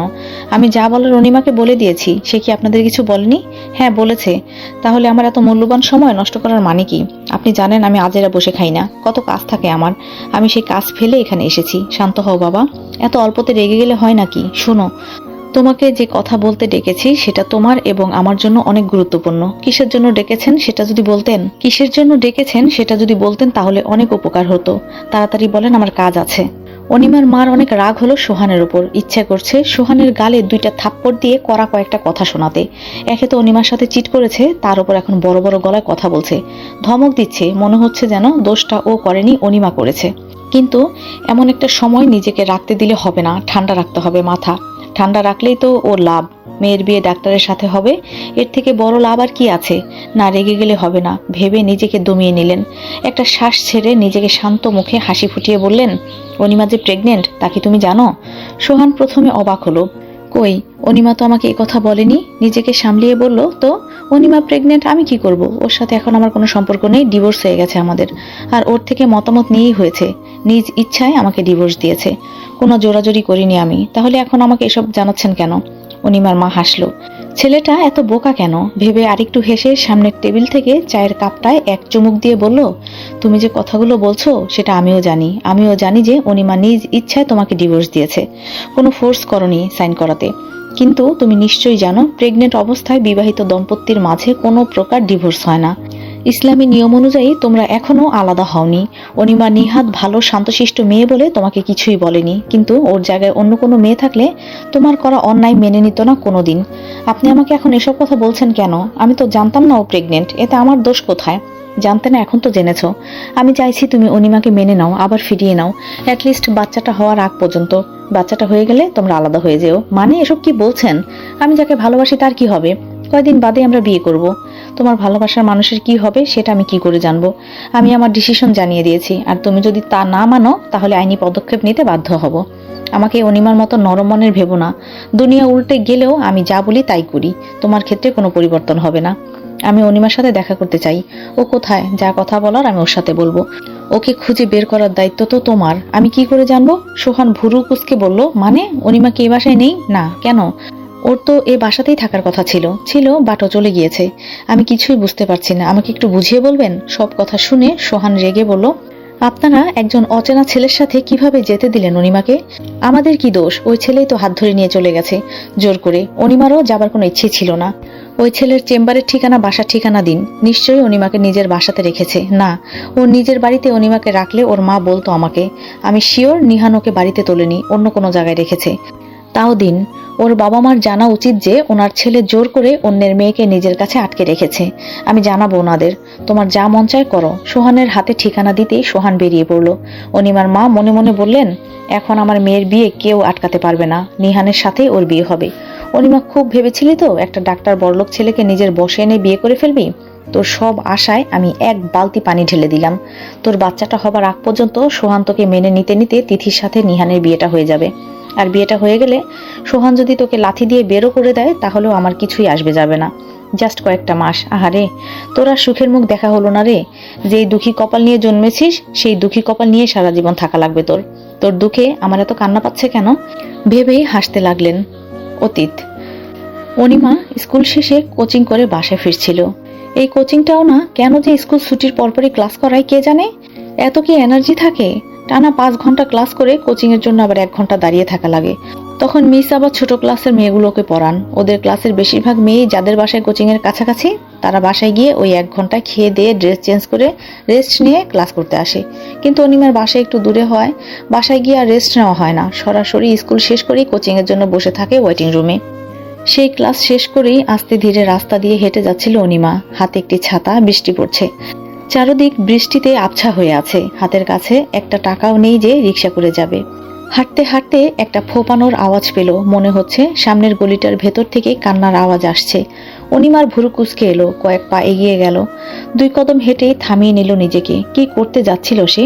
এই বৃষ্টির মধ্যে একা একটা মেয়ে হয়ে সামান্য কান্নার আওয়াজ শুনে গলির ভেতর ঢুকে যাচ্ছিল। যদি ফাঁদ হয় ওটা, ওকে বোকা বানানোর জন্য।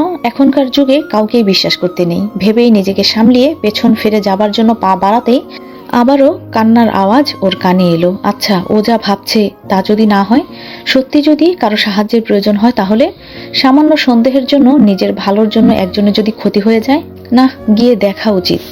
খারাপ কিছু হলে বা কারোর ফাঁদ হলে তো তা থেকে বেরিয়ে আসার ক্ষমতা অনিমার আছে ভেবেই বুকে ফু দিয়ে মনের সাহস জুগিয়ে গলির দিকে এগিয়ে গেল।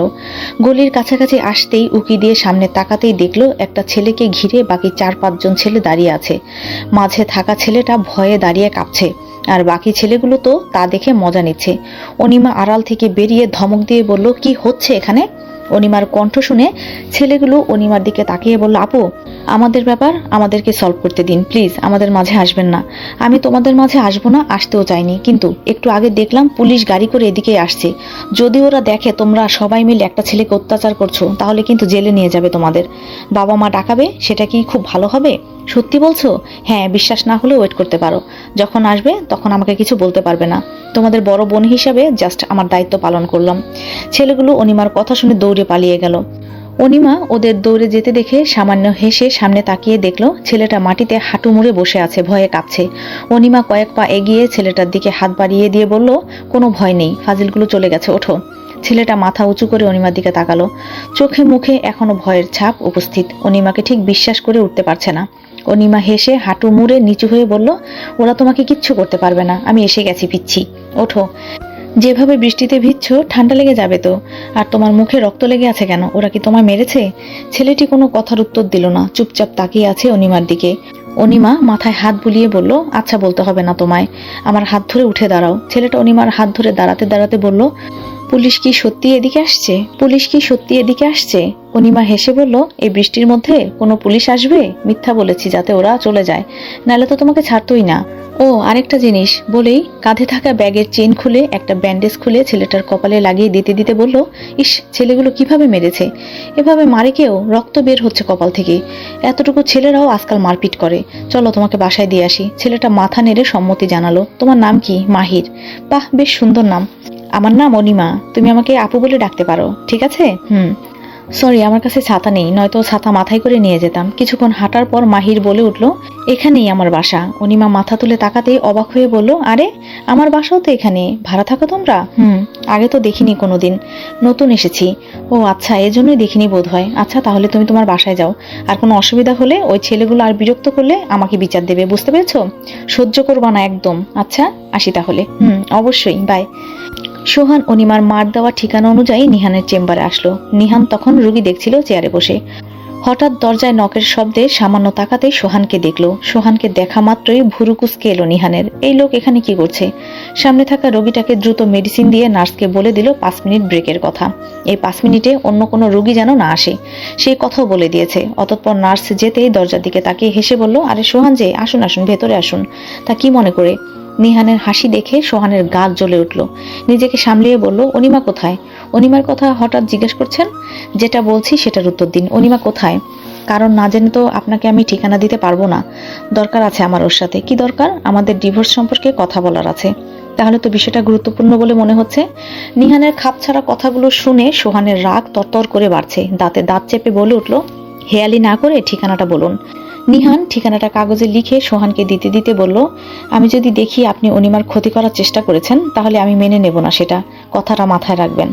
অনিমা পুরো ফ্ল্যাটটা পরিষ্কার করছিল। ধুলো বালি সবগুলো রুমের মধ্যে পড়ে আছে, সেগুলোই ঝাড়ু দিচ্ছিল। হঠাৎ কলিং বেলের আওয়াজ শুনে সোজা হয়ে দাঁড়ালো। এই দুপুরের দিকে কে আসলো? কেউ তো এখানে আসার কথা না ভেবেই ভুরু কুচকে এলো। ঝাড়ুটা ফ্লোরে ফেলে সামনের দিকে দরজা খুলতে দেখলো সোহানকে। ওর আত্মা কেঁপে উঠল। সোহান ততক্ষণে দরজা ঠেলে ভিতরে ঢুকে গিয়েছে। আমাকে আমার বাচ্চার কথা বলনি কেন? বাচ্চার কথা সোহানকে তো বলেনি। কে বললো তাহলে? নিহান বলেছে। কিন্তু উনি কেন বলবেন? কি হলো, অ্যান্সার দিচ্ছ না কেন? অনিমা মনে মনে নিজেকে শক্ত করে নিল। বাচ্চার কথাটা বলা কি খুব বেশি প্রয়োজন ছিল? অবশ্যই ছিল। বাবা হিসাবে আমার অধিকার আছে জানার। অনিমা হাসলো, হাসতে হাসতে বলল, অধিকার? কোন অধিকারের কথা বলছো? তোমার অধিকার কি আছে? তুমি নিজেই সেই অধিকার থেকে বেরিয়ে গিয়েছো। এখন কোন মুখে অধিকারের কথা বলো? তোমার কি মনে হচ্ছে না তুমি একটু বেশি রুড বিহেভ করে ফেলছো? আসলে তোমার সাথে এর থেকে ভালো ভাষা আমার জানা নাই, আমার মুখ দিয়ে বের হচ্ছে না।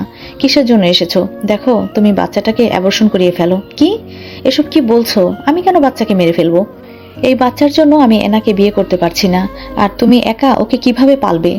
আর তোমারই অসুবিধা হবে, তাই বলছি। একজন বাবা হয়ে তোমার মুখে এসব কথা কি করে আসে? বাধ্য হয়ে বলছি, তোমার আর আমার ভালোর জন্য। তুমি কি যাবে এখান থেকে, নাকি আমি পুলিশ ডাকবো? আমার বাচ্চাকে আমি লালন পালন করব। কোনো দিন তোমার ছায়াও ফেলতে দেব না ওর ওপর। তোমার মা যে বললেন তোমাকে মেনে নিতে বাচ্চার জন্য, না হলে নাকি উনি কেস করবেন আমাকে নিয়ে। অনিমা মার কথা শুনে অবাক হলো। মা এসব কথা কেন বলছেন সোহানকে? এটাই ওর মাথায় আসছে না। তেমন কোনো কিছুই হবে না। ভবিষ্যতে তুমি তোমার বাচ্চাকে আমার সম্পত্তির ভাগাভাগির জন্য উস্কে দিবে না, এর প্রমাণ কি? যেহেতু ও আমার বাচ্চা, সেহেতু ওর সম্পূর্ণ অধিকার আছে আমার সম্পত্তির ওপর। একটা মানুষ কি করে এত খারাপ হয়, অনিমা সেটাই বুঝতে পারছে না। সোহানকে না দেখলে হয়তোবা জানতোই না এই মানুষটার সাথে সে কি করে ঘর করেছিল, সংসার করেছিল, ভালোবেসেছিল। কি হলো, কথা বলছো না কেন? কি দেখছো? না কিছু না। আমার বাচ্চা জানতেই পারবে না তুমি ওর বাবা। আমি ওকে সেই পরিচয়ই দেব না। তুমি জানো তোমার সম্পত্তির ওপর আমার এক ফোঁটাও লোভ নেই, ছিল না, আর ভবিষ্যতেও থাকবে না। আমি এখন আর তোমার সাথে কথা বলতে চাচ্ছি না, একটা শব্দও না। বের হয়ে যাও। যাচ্ছি, কিন্তু তোমার দেওয়া কথাটা মাথায় রেখো, আমি কোনো অশান্তি চাচ্ছি না। অনিমা বসে পড়লো ফ্লোরে হাঁটু মুড়ে। একটা মানুষ নিজের স্বার্থের জন্য কি করে নিজের সন্তানকে মেরে ফেলার কথা বলতে পারে? আচ্ছা, এই 1 বছরের সংসারে সোহানের কি একবারও ওর ওপর মায়া হয়নি? একদিনের জন্যও কি অনিমাকে ভালোবাসেনি? কথাগুলো বলার আগে ওর কি একবারও বিবেকে বাঁধলো না নিজের সন্তানকে মেরে ফেলবার পরামর্শ দেওয়ার জন্য? নিহান আজকে তাড়াতাড়ি হাসপাতাল থেকে বেরিয়ে পড়েছে। অনিমাকে দেখতে যাওয়াটা জরুরি। সোহান কেন অনিমার সাথে দেখা করতে চাইলো? ক্ষতি করে ফেলেনি তো অনিমার? ভেবেই গাড়ির স্পিড দ্বিগুণ বাড়িয়ে দিল। গাড়ি পার্ক করে সিঁড়ি বেয়ে দরজার কাছে এসে দরজায় নক করার জন্য হাত রাখতেই দরজা খুলে গেল। ভুরু কুঁচকে এলো সোহানের। দরজা খোলা কেন? দরজা ঠেলে বাসার ভেতরে ঢুকতেই আরো অবাক হলো। সারা রুম অন্ধকার, একটাও লাইট জ্বালানো নেই। পকেট থেকে মোবাইল বের করে টর্চ লাইট অন করে সুইচের কাছে গিয়ে লাইট জ্বালাতেই দেখলো অনিমা ফ্লোরে নিচু হয়ে হাঁটু মুড়ে বসে আছে। ধক করে উঠল নিহানের বুক। অনিমা এভাবে বসে আছে কেন? লাইট অফ করে দরজা খুলে এক পা করে এগিয়ে গেল অনিমার দিকে। নিচু হয়ে বসলো অনিমার সামনে। মিস অনিমা, কি হয়েছে? এভাবে বসে আছেন কেন? অনিমা কোনো উত্তর দিল না। কিছু তো বলুন অনিমা, এভাবে চুপ করে থাকবেন না। এবারও কোনো উত্তর দেয়নি অনিমা। সোহান কি কিছু বলেছে আপনাকে? কি বলেছে? উনি আপনার সাথে দেখা করতে চেয়েছিল কেন? অনিমা এবার মাথা তুলে নিহানের দিকে তাকালো। পুরো চোখ মুখ লাল হয়ে আছে, মাথার চুলগুলো এলোমেলো। সোহান যে এসেছিল আপনি জানেন কিভাবে? আপনি কি তাহলে ওনাকে ঠিকানা দিয়েছেন? সোহান আজকে আমার চেম্বারে এসেছিল, বলল আপনার সাথে নাকি জরুরি কথা আছে, দেখা করতে চায়।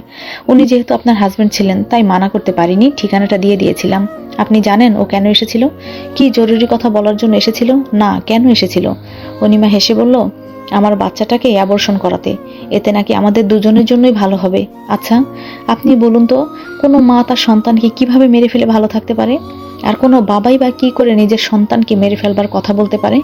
যতই ডিভোর্স হোক, বাচ্চাটা তো এখনো ওরই আছে। তাহলে কি করে একটা মানুষ এত জঘন্য হতে পারে? নিহান সবগুলো কথা শুনে কিছু না বলে চলে গেল। এক গ্লাস পানি এনে অনিমার সামনে দিয়ে বলল, পানিটা খান, ভালো লাগবে।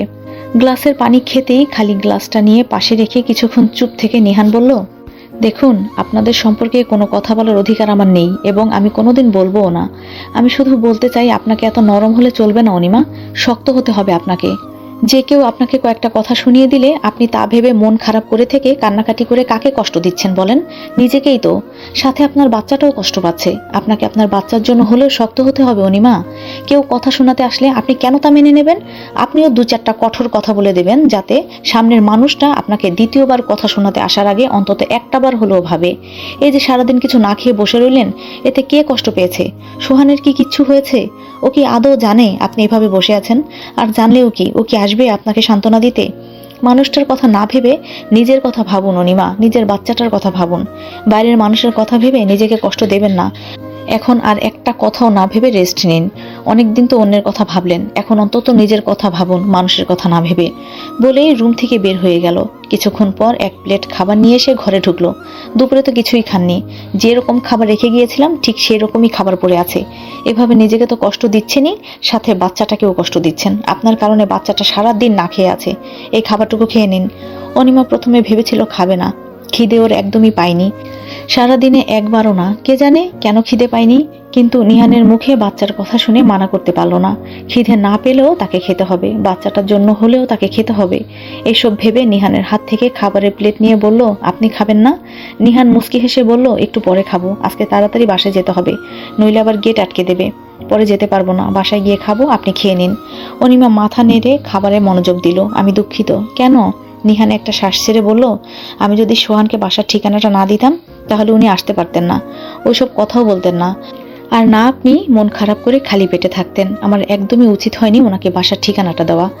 এতে আপনার কোনো দোষ নেই। আপনার জায়গায় যে কেউ থাকলেই এই সেম কাজটাই করতো। তা ঠিক বলেছেন, কিন্তু আমি যদি ঠিকানাটা না দিতাম তাহলে উনি এই বাসা চিনতেন না, আর না আপনাকে কথাগুলো শোনাতেন। যাই হোক, আমাকে বাসায় যেতে হবে, আসছি আমি। আর নিজের খেয়াল রাখবেন, বেখেয়ালি হবেন না কিন্তু। অনিমা মাথা নাড়ল। নিহান হেসে ঘর থেকে বেরিয়ে গেল। সকালে ঘুম থেকে উঠে নাস্তা খেয়েই মনে মনে ভাবলো, এভাবে সারাদিন বসে থাকা যায় না, কিছু একটা করতে হবে। এসব ভেবেই আগে যে চাকরিটা করতো সেই অফিসে যাবার জন্য সিদ্ধান্ত নিল অনিমা। ওই অফিসে যে এমডি আছেন উনি জানেন অনিমা ইচ্ছা করে চাকরিটা ছাড়েনি, শ্বশুরবাড়ির কেউ চায়নি বলেই তাকে চাকরিটা ছাড়তে হয়েছিল। এক প্রকার বাধ্য হয়ে চাকরিটা ছেড়েছে সে। রেডি হবার জন্য ড্রেস চুজ করতে যেয়ে দেখলো বাসা থেকে কোনো ড্রেসই আনেনি সে, এক কাপড়ে চলে এসেছে। এখন কিভাবে যাবে? আর নাইবা গেল, কিন্তু ওই এক কাপড়ে তো আর থাকা যায় না। হঠাৎ পাশে থাকা আনপ্যাকিং করা শপিংগুলোর দিকে নজর গেল অনিমার। নিহান শপিং ব্যাগগুলো অনিমার হাতে দেওয়ার পর আর খুলেও দেখা হয়নি। একটা শপিং ব্যাগ হাতে নিয়ে শপিং ব্যাগটা খুলে দেখতেই অবাক হয়ে গেল। ওই দিন শপিং মলে যে জামাটা চুজ করেছিল কিন্তু বেশি দামের জন্য কিনতে পারেনি, সেই জামাটাই দেখলো। ভুরু কুচকে বাকি শপিং ব্যাগগুলোর দিকে হাত বাড়ালো। প্রত্যেকটা শপিং ব্যাগ আনপ্যাক করতে ওর পছন্দের ড্রেসগুলোই দেখতে পেল। আচ্ছা, নিহান জানলো কিভাবে এই ড্রেসগুলো আমার পছন্দ হয়েছিল? ভাবনাগুলোকে দূরে ফেলে এতগুলো ড্রেসের মধ্যে সে কোন ড্রেস পরবে সেটাই বুঝতে পারছে না। একটা ড্রেস পরলেই হলো, এত ড্রেস বাছার দরকার কি? ভেবে সামনে থাকা নীল রঙের ড্রেসটাই বেছে নিল। অনিমা অফিসের এমডি রুমে বসে আছে। অনিমার সব কথা শুনে রায়হান হক মাথা নেড়ে বললেন, আপনি নিঃসন্দেহে একজন ভালো স্টাফ ছিলেন। আপনার করা কাজ দেখে আমরা সবাই মুগ্ধ। এক কথায় যথেষ্ট ছিল। আপনি সব সময় আপনার কাজের জন্য সৎ, নিষ্ঠাবান, কর্তব্যপরায়ণ ছিলেন। যেদিন আপনি লেটার দিয়ে বললেন আপনি আর চাকরি করবেন না, আপনার বাড়ির লোক মেনে নিচ্ছেন না, বিষয়টি সেদিন আমাকে খুব কষ্ট দিয়েছিল। কেউই চায় না একজন দায়িত্ববান স্টাফ অফিস থেকে চলে যাক, আমিও মন থেকে চাইনি। আপনি ফিরে আসবেন শুনে খুশি হলাম। কবে থেকে কাজ শুরু করতে চান আপনার সুবিধা মতো? আজকে থেকে। কেন, কোনো অসুবিধা হবে? রায়হান হক অপ্রস্তুত হেসে বললেন, না না, কি অসুবিধা হবে? আপনি চাইলে আজকে থেকেই কাজ শুরু করতে পারবেন, তবে একটু সময় লাগবে, বোঝেনি তো। আপনার আগের ডেস্কটা খালি নেই, ব্যবস্থা করতে হবে। আপনি একটু ওয়েট করুন, আমি এখনই সব ব্যবস্থা করে দিচ্ছি। অনিমা সম্মতি জানালো কথায়। সারাদিন কাজ করতে করতে রাত হয়ে গেছে। ঘড়ির কাঁটার দিকে তাকাতেই দেখলো প্রায় রাত 8টা বাজে এখন। অফিস থেকে বের হয়ে বাস স্টেশনের সামনে গিয়ে দাঁড়ালো, বাস আসার অপেক্ষায়। আচ্ছা, নিহান যদি জানতে পারে আমি ওনাকে কিছু না বলে চাকরিতে জয়েন করেছি, তখন ওনার রিয়াকশন কেমন হবে? রাগ করবেন আমার ওপর? কঠিন কথা শোনাবেন? ওনাকে জানানো উচিত ছিল আমার, কেন যে জানালাম না? উনি যদি বিষয়টা ভালোভাবে না নেন? ভাবনার অবসান ঘটলো বাসের আওয়াজে। আর না ভেবে বাসে উঠে একটা সিটে গিয়ে বসে পড়লো। যা হবার হবে পরে, দেখা যাবে ভেবেই নিজেকে সান্ত্বনা দিল। নিহান হাসপাতাল থেকে বেরিয়েছে কিছুক্ষণ হলো। বের হতেই বাড়ির ড্রাইভার কামালকে দেখলো সামনে দাঁত কেলিয়ে দাঁড়িয়ে আছে। নিহান ভুরুকুসকে বলল, তুমি এখানে কি করছো? ম্যাডাম পাঠাইছে আপনাকে নিয়ে যাওয়ানোর লেগা। কামালের কথা শুনে নিহান বিরক্ত হলো। শুদ্ধ ভাষায় কথা বলতে পারো না? এসব কি ভাষায় কথা বলো? কামাল মাথা নিচু করে বলল, সরি স্যার, ক্ষমা করে দেন, আর এভাবে বলবো না। এখন বলো কেন এসেছো? আম্মু পাঠিয়েছে তোমায়? স্যার, ম্যাডাম কইলো কই নাকি অ্যাক্সিডেন্ট হয়েছে, হের লেগা ওনার নাকি ডর লাগতাছে, আপনার যদি কিছু হয় হের লেগে আমারে পাঠাইছে আপনারে নিয়ে যাওয়ানোর লেগা। নিহান কামালের দিকে তাকাতেই কামাল জিভে কামড় দিল। বারবার সে চায় শুদ্ধ ভাষায় কথা বলতে, কিন্তু কি করে যেন জন্মগত ভাষাটা এসে পড়ে। নিহান আর কথা বাড়ালো না। এই ছেলে যে শুদ্ধ ভাষায় কথা বলতে পারবে না এটা বোঝা হয়ে গেছে। আচ্ছা চলো বলেই পেছনের ছিটে গিয়ে বসলো। এখন তো সে অনিমার কাছে যেত, না জানি আবার মেয়েটা না খেয়ে আছে কিনা কে জানে। এখন কিভাবে যাবে? কামাল তো সোজা বাসায় নিয়ে যাবে। জানালার দিকে তাকিয়ে কথাগুলো ভাবছিল। ট্রাফিক জ্যামে আটকে আছে এখন। হঠাৎ করে চোখ গেল পাশে থাকা বাসের দিকে। অনিমার মতো কাউকে দেখলো ও। ভালো করে তাকাতেই দেখলো, আরে এটাই তো অনিমাই। এখানে কি করছে? জানালায় মাথা ঠেকিয়ে ঘুমিয়ে আছে। এই মেয়েটাও না, বাসে এভাবে কেউ ঘুমায়? এই কামাল, আমার একটু কাজ আছে, এখনই যেতে হবে। তুমি বাসায় গিয়ে আম্মুকে এই কথা বলবে, বুঝতে পেরেছো? স্যার। কিন্তু নিহান গাড়ি থেকে বেরিয়ে উঠে পড়লো বাসে। নিহানের যাবার দিকে অবাক হয়ে গোল গোল চোখে তাকিয়ে আছে কামাল। অতঃপর মোটা মাথায় কিছু না আসায় আর মাথাটাই ঘামালো না। নিহান বাসে ঢুকে চোখ বুলাতেই অনিমাকে নজরে পড়লো। আর দেরি না করে অনিমার পাশে গিয়ে বসে পড়লো। অনিমাকে ডাকতে গিয়েও ডাক দিল না। ঘুমাচ্ছে মেয়েটা, ঘুমাক না, কি দরকার ঘুম ভাঙানোর? ভেবেই আর ডাক দিল না। একটু ভালো করে তাকাতেই দেখলো অনিমা দরজায় মাথা ঠেকিয়ে ঘুমাচ্ছে। ফলস্বরূপ বাসের ঝাঁকুনিতে অনিমার মাথাটাও কাচের জানালায় ঠেকছে, ভুরু কুঁচকে আসছে বারবার। নিহান আর উপায় না পেয়ে ধীরে ধীরে সযত্নে অনিমার মাথাটা হাত দিয়ে টেনে নিজের কাঁধে রাখলো। অনিমাও ঘুমের ঘোরে আরো জাপটে ধরলো নিহানকে। নিহানের হার্ট দ্রুত বিট করা শুরু করেছে। অনিমার গরম নিঃশ্বাস নিহানের বুকে আছড়ে পড়ছে। নিহান খালি গলায় শুকনো ঢোক গিলল। এই প্রথম অনিমা নিহানের এত কাছে। অনিমা নিঃশ্বাসের শব্দ স্পষ্ট শোনা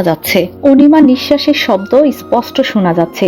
হঠাৎ বাসের কন্ডাক্টর ভাড়া চাইতেই নিহান ইশারায় চুপ থাকতে বলে ফিসফিসিয়ে বলল, ভাড়া কত?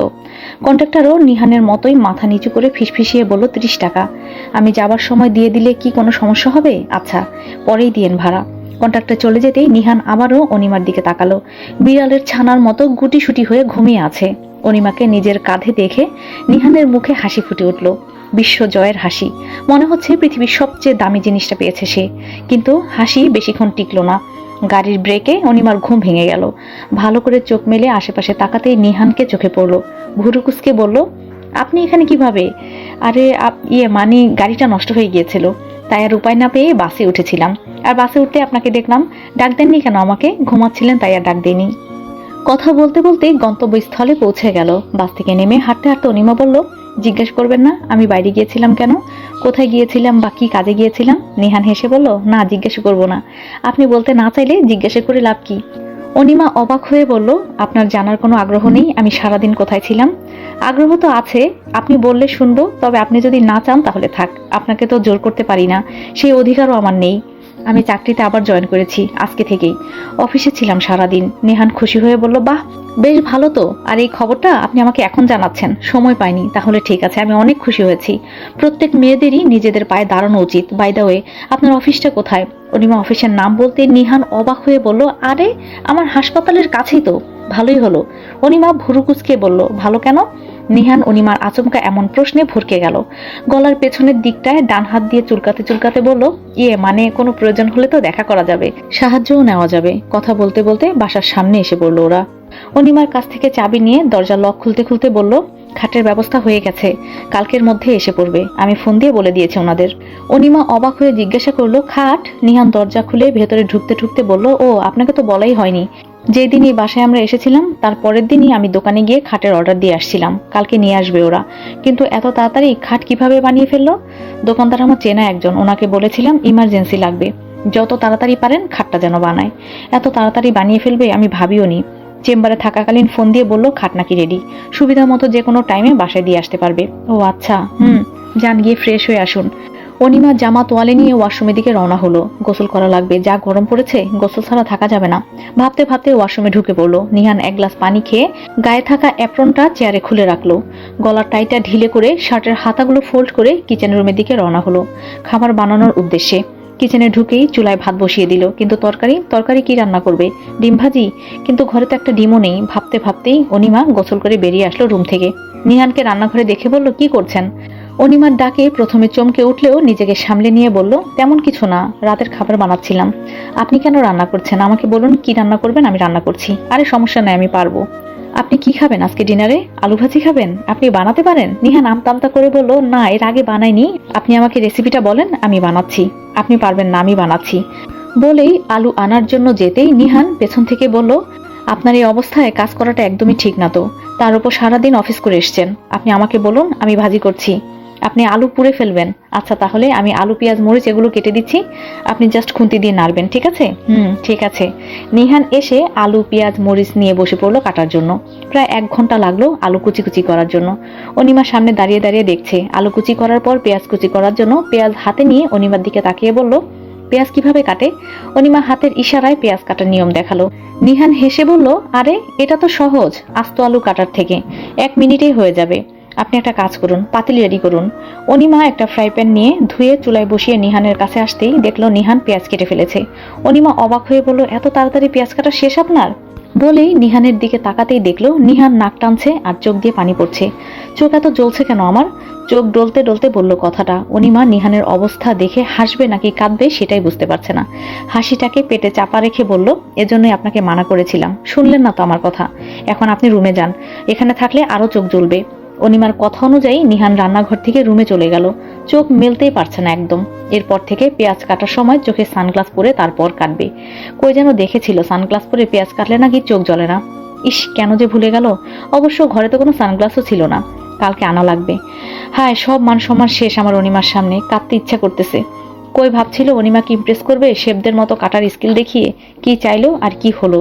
অনিমা ভাজি রান্না শেষ করে ঘরে ঢুকতেই দেখলো নিহান মুখ কালো করে বসে আছে। সান্ত্বনা দেবার জন্য বলল, প্রথমবার পেঁয়াজ কাটার সময় সবারই এরকম হয়, শুধু আপনার বেলায় না, আমার বেলাতেও সেম কাহিনী হয়েছিল। আপনি তো তাও শুধু কান্না করেছেন। আমার পুরো মুখ লাল হয়ে গিয়েছিল, সাথে চোখ দিয়ে পানি পড়া তো আছেই। এই ব্যাপার নিয়ে আপসেট হওয়ার কিছু নেই। আপনি কি এখানে খাবেন নাকি বাসায় গিয়ে খাবেন? এখানে খাবো। অনিমা অবাক হয়ে বলল, হঠাৎ এখানে খাবেন? আমি অনেকদিন আলু ভাজি খাই না, তাই খেতে ইচ্ছা হলো। আপনার অসুবিধা হলে থাক, আমি বাসায় গিয়ে খেয়ে নেবো। আরে না, আমি জাস্ট অবাক হলাম। তাহলে আপনি বসুন, আমি খাবার নিয়ে আসছি। আচ্ছা। নিহান খুশি মনে কিচেনে চলে গেল। অনিমার হাতে বানানো খাবার ও কি আর না খেয়ে চলে যাবে? অসম্ভব। অনিমা অফিসে বসে কাজ করছিল। কাজ করতে করতে কখন দুপুর হয়ে গেছে টেরও পায়নি।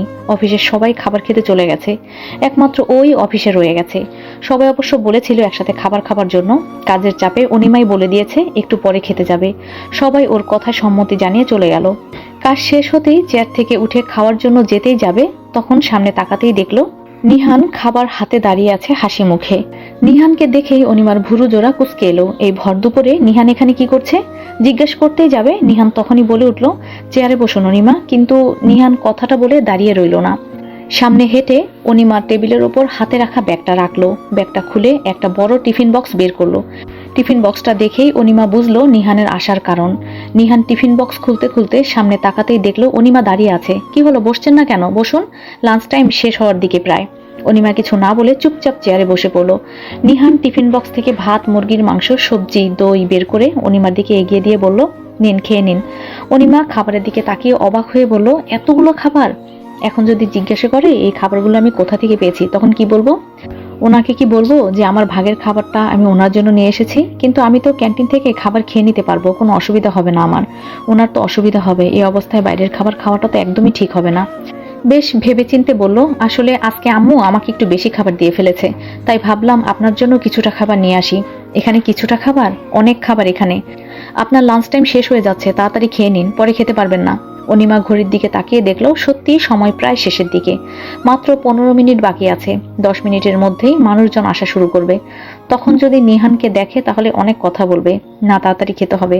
আর কেউ আসার আগেই নিহানকে অফিস থেকে তাড়াতে হবে ভেবেই নিহানের দিকে তাকালো। নিহান ততক্ষণে চেয়ারের সামনে বসে পড়েছে। অনিমা আর কিছু না ভেবে তাড়াতাড়ি করে খেতে লাগলো। 3-4 লোকমা অলরেডি খেয়ে ফেলেছে সে। অনিমাকে এত তাড়াতাড়ি খেতে দেখে নিহান বলল, আরে আস্তে খান, গলায় আটকে যাবে তো খাবার। কে শোনে কার কথা? অনিমা বারবার ঘড়ির দিকে তাকাচ্ছে আর এক এক করে লোকমা দিচ্ছে। নিহান কথাটা বলার পর 2 লোকমা খাবার মুখে দিতেই গলায় আটকে গেল। অনিমাকে কাশতে দেখে নিহান তাড়াতাড়ি 1 গ্লাস পানি ঢেলে অনিমার দিকে এগিয়ে দিল। বললাম আপনাকে আস্তে আস্তে খাবার খেতে, গলায় আটকে যাবে। শুনলেন না তো আমার কথা? এখন দেখুন কি অবস্থা। অনিমার কাশি যেন কমছে না, হঠাৎ বেড়েই যাচ্ছে। নিহান বসা থেকে উঠে অনিমার পিঠে হালকা বাড়ি দিতে লাগলো। সাথে মাথাতেও। কিছুক্ষণের মধ্যেই অনিমার কাশি কমে এলো। অনিমার কাশি কমাতে পেরে নিহান স্বস্তির নিঃশ্বাস ফেললো। ভয় পেয়ে গিয়েছিল সে। অনিমা কয়েকটা জোরে জোরে শ্বাস নিয়ে নিজেকে শান্ত করলো। কিন্তু ততক্ষণে অফিসের সবাই চলে এসেছে অফিসে। অনিমা আর নিহানকে এইভাবে একসাথে দেখে সবাই অবাক হলো। অনিমা নিজেকে সামলিয়ে সামনে তাকাতেই অফিসের সবাইকে দেখে ভরকে গেল। যেটা নিয়ে ভয় পাচ্ছিল সেটাই হলো। এখন যদি নিহানের কথা কেউ জিজ্ঞাসা করে সে কি উত্তর দেবে? ঠিক আছেন আপনি? কোনো সমস্যা হচ্ছে না তো? হাসপাতালে নিয়ে যাই, তাহলে বোঝা যাবে কোনো সমস্যা হয়েছে কিনা। চলুন। অনিমা সামনে তাকাতেই দেখলো সবাই মুস্কি মুস্কি হাসছে। অনিমা লজ্জায় চোখ বন্ধ করে ফেললো। এই নিহানটাও না, এভাবে বলার কি আছে? সামান্য গলায় খাবার আটকে যাওয়ার জন্য কিনা হাসপাতালে নিয়ে যেতে চাইছে। অনিমার হঠাৎ এরকম অদ্ভুত আচরণের কারণ বুঝতে পারছে না নিহান। ভুরু কুঁচকে পিছনে তাকাতেই সবাইকে বসা দেখে দাঁড়িয়ে গেল। অনিমা উঠে সবাইকে বলল, দেখুন, আপনারা যেমন ভাবছেন তেমনটা কিছুই না। এর মধ্যে একজন স্টাফ বলে উঠল, আর আপনি দাঁড়িয়ে গেলেন কেন, বসুন। অনিমার হাজবেন্ড বলে কথা, ফার্স্ট টাইম এসেছেন আমাদের অফিসে, এভাবে দাঁড়িয়ে থাকলে হবে? কথাটা শুনে অনিমা নিহানের দিকে তাকালো। অনিমাও ভাবেনি ওরা নিহানকে ওর হাজবেন্ড ভাববে। আরেকজন বলল, তোমার হাজবেন্ড যে আসবে সেটা আমাদের আগে বলনি কেন? এজন্যই বুঝি তোমার হাজবেন্ডকে কোনোদিন দেখাওনি আমাদের। এত হ্যান্ডসাম একজন হাজবেন্ডকে কেই বা দেখাতে চায়? তুমি তো আগে বলনি তোমার হাজবেন্ড ডাক্তার। নিহান নিজের দিকে তাকাতেই শরীরে অ্যাপ্রন দেখতে পেল। হাসপাতাল থেকে সরাসরি এখানে এসে পড়েছে সে। গা থেকে অ্যাপ্রনটা খুলতেই মনে ছিল না। অনিমা হেসে বলল, আসলে বলার সময় পাইনি। নিহানকে উদ্দেশ্য করে বলল, আরে নিহান, আপনার না ওটি আছে? যান যান, দেরি হয়ে যাচ্ছে। নিহানের জানা মতে এখন তো তার কোনো ওটি নেই। অনিমার দিকে ভুরু কুঁচকে তাকাতেই অনিমা চোখের ইশারায় যেতে বলল। ইশারা বুঝতে পেরে নিহান মনে পড়ার ভান করে বলল, ও একদম ভুলে গিয়েছিলাম, ধন্যবাদ বউ মনে করিয়ে দেওয়ার জন্য, নইলে যে কি অসুবিধা হতো। নিহানের মুখে বউ ডাক শুনে চমকে নিহানের দিকে তাকালো। নিহান অনিমার মুখ দেখে হেসে সবার উদ্দেশ্যে বলল, সরি, আজকে আপনাদের সাথে পরিচিত হতে পারলাম না, হাতে একদম টাইম নেই। যাই হোক, আপনাদের সাথে দেখা হয়ে ভালো লাগলো। আর আমার বউটাকে সবাই হেল্প করবেন প্লিজ, আমি আসছি। বলেই টিফিন বক্স গুছিয়ে ব্যাগে ভরে সামনে ফিরতেই সবাইকে টিফিন বক্সের দিকে তাকিয়ে থাকতে দেখে নিহান বলল, আর বলবেন না, আজকে অনিমা আমার সাথে ঝগড়া করে কিছু না নিয়েই অফিসে এসে পড়েছে। একজন ডাক্তার হয়ে আমি তো আর আমার বউকে বাইরের খাবার খেতে দিতে পারি না, পরে যদি আবার শরীর খারাপ হয়, তাই বাসা থেকে খাবার নিয়ে আসছি। বলেই ব্যাগটা নিয়ে অফিস থেকে বেরিয়ে পড়লো। নিহান যেতেই সবাই অনিমার কাছে আসলো। অনিমা এতক্ষণে নিহানের বলা কথাগুলো শুনে এক প্রকার ঘোরের মধ্যে ছিল। জুই নামের একজন কলিগ বলল, ইস কি কেয়ারিং হাজবেন্ড, এমন একটা হাজবেন্ড যদি আমার হতো ড্রেসিং টেবিলে সাজিয়ে রাখতাম। আচ্ছা, তোমাদের বিয়েটা কি প্রেমের বিয়ে ছিল? জুই মেয়েটার ওপর অনেক রাগ লাগছে অনিমার। শুনেছে সেও নাকি ম্যারিড। একজন ম্যারিড হয়ে অন্য ছেলের দিকে একটা মেয়ে কিভাবে নজর দেয়? অনিমার কোনো আনসার না পেয়ে জুই আবারও বলল, কি হলো বললে না তো? অনিমা নিজের রাগটাকে কমিয়ে হেসে বলল, না, অ্যারেঞ্জ ম্যারেজ আমাদের। জুই অবাক হয়ে বলল, অ্যারেঞ্জ ম্যারেজ হয়ে এত কেয়ারিং? অথচ আমার হাজবেন্ডকে দেখো, 5 বছর প্রেম করে বিয়ে করেছি। রাগ করে কিছু না খেয়ে কোনোদিন বাসা থেকে বেরোলে এভাবে অফিসে এসে খাইয়ে দিয়ে যায়নি, রাগ ভাঙায়নি। অনিমা কোনো উত্তর দিল না, হেসে নিজের কাজে মনোযোগ দিল। কাজের মাঝেই আরেকজন বলল, আচ্ছা, তোমার থেকে তোমার হাজবেন্ড বয়স কম লাগে না? মনে হয় যেন তোমার থেকে কয়েক বছরের ছোট। জুই নামের মেয়েটা আবার বলল, আরে হ্যান্ডসাম ছেলেদের এমনই দেখতে বয়স কম লাগে। অনিমার হাজবেন্ডেরও সেম অবস্থা। অনিমা একটা স্বস্তির নিঃশ্বাস ফেললো জুইয়ের কথা শুনে। ভাগ্যিস জুই এই কথাটা বলেছিল, নয়তো সে কি বলতো কে জানে। ভেবে নিজের চেয়ারে বসে টেবিলের দিকে তাকাতেই দেখলো একটা টিফিন বক্স রাখা। নিহান কি ভুলে গেছে টিফিন বক্সটা নিতে? তাই মনে হয় হবে। সে তাড়াহুড়ো করে গেল, লোকটা ভুলে রেখে গেছে হয়তো ভেবে টিফিন বক্সটা ব্যাগের ভেতর রাখতে যাবে। এমন সময় হঠাৎ মোবাইলের মেসেজের আওয়াজ ভেসে আসলো টেবিলের ওপর রাখা মোবাইল থেকে। অনিমা ভুরু কুঁচকে মোবাইলটা হাতে নিয়ে মেসেজে ক্লিক করতেই দেখলো নিহান লেখা। ও তো নিহানের নাম্বার সেভ করেনি, তবে নিহান করেছে মনে হয়। লোকটা এরই মধ্যে হাসপাতালে চলে গেল, নাকি রাস্তা থেকেই মেসেজ করেছে? আপনি বোধহয় ভাবছেন টেবিলের উপর থাকা টিফিন বক্সটা আমি ভুল করে রেখে দিয়েছি। আমি মোটেও ভুল করে রেখে আসিনি, বরং ইচ্ছে করে রেখেছি। টিফিন বক্সে ফ্রুট আছে, কাজ করার ফাঁকে ফাঁকে খেয়ে নেবেন কেমন? আর ডিস্টার্ব করছি না, মন দিয়ে কাজ করুন। লেখাটুকু পড়ে টিফিন বক্সটা খুলে সত্যি দেখলো নানা রকমের ফলে ভরা। অবাক হলো খুব অনিমা। এত কেয়ার পাওয়ার কি সত্যি যোগ্য সে? যেখানে নিজের হাজবেন্ড বাচ্চার কথা জেনেও কোনো খোঁজ খবর রাখেনি, সেখানে উনি এত খোঁজ খবর রাখছে। সত্যি কি এত কিছু ওর ভাগ্যে ছিল? আর কোনো কিছু চিন্তা না করে কাজে মনোযোগ দিল। কিছুক্ষণ আগে অফিস ছুটি হয়েছে। কাঁধে ব্যাগ নিয়ে ফুটপাতের রাস্তা দিয়ে হেঁটে চলছে অনিমা, মাথায় চিন্তায় ভরা নিহানকে নিয়েই। লোকটা ওকে এত কেন সাহায্য করছে, এত কেয়ার কেন করছে, এটাই ভেবে পাচ্ছে না সে। একটা মানুষ কি স্বার্থ ছাড়াই কাউকে এতটা সাহায্য করতে পারে? ভাবতে ভাবতেই কারোর সাথে ধাক্কা লেগে গেল, টাল সামলাতে না পেরে ফুটপাত থেকে নিচে পড়ে গেল। রাস্তায় বসা থেকে ওঠার চেষ্টা করলো, কিন্তু পায়ের ব্যথার কারণে উঠতে পারছে না। কয়েকবার উঠে দাঁড়ানোর চেষ্টার পরই যখন ব্যর্থ হলো, তখন আশা ছেড়ে দিয়ে ফুটপাতেই বসে পড়লো। ক্লান্ত লাগছে খুব, সারাদিন কাজ করে এখন কিনা পা ভেঙে রাস্তায় বসে আছে। ওকে আরো হেনস্থা করার জন্যই বোধহয় প্রকৃতি বৃষ্টি নামিয়ে দিল পৃথিবীর বুকে। কাঁধে হালকা হালকা বৃষ্টির ফোঁটা পড়ছে। কিছুক্ষণের মধ্যেই সেই হালকা বৃষ্টির বেগ বেড়ে গেল। মুহূর্তের মধ্যেই একদম কাক ভেজা হয়ে গেল অনিমা। রাস্তার সবাই দৌড়াতে ব্যস্ত, বৃষ্টির পানির হাত থেকে বাঁচার জন্যই বোধহয়। ভেবেছিল কোনো রিক্সা দেখতে পেলেই উঠে যাবে বাস স্টেশনে যাওয়ার জন্য, রিক্সা থেকে কোনো মতে নেমে না হয় বাসে উঠে পড়বে টেনে হিসড়ে। কিন্তু যে বৃষ্টি নামছে, রিক্সা তো দূরের কথা, একটা মানুষও দেখা যাচ্ছে না।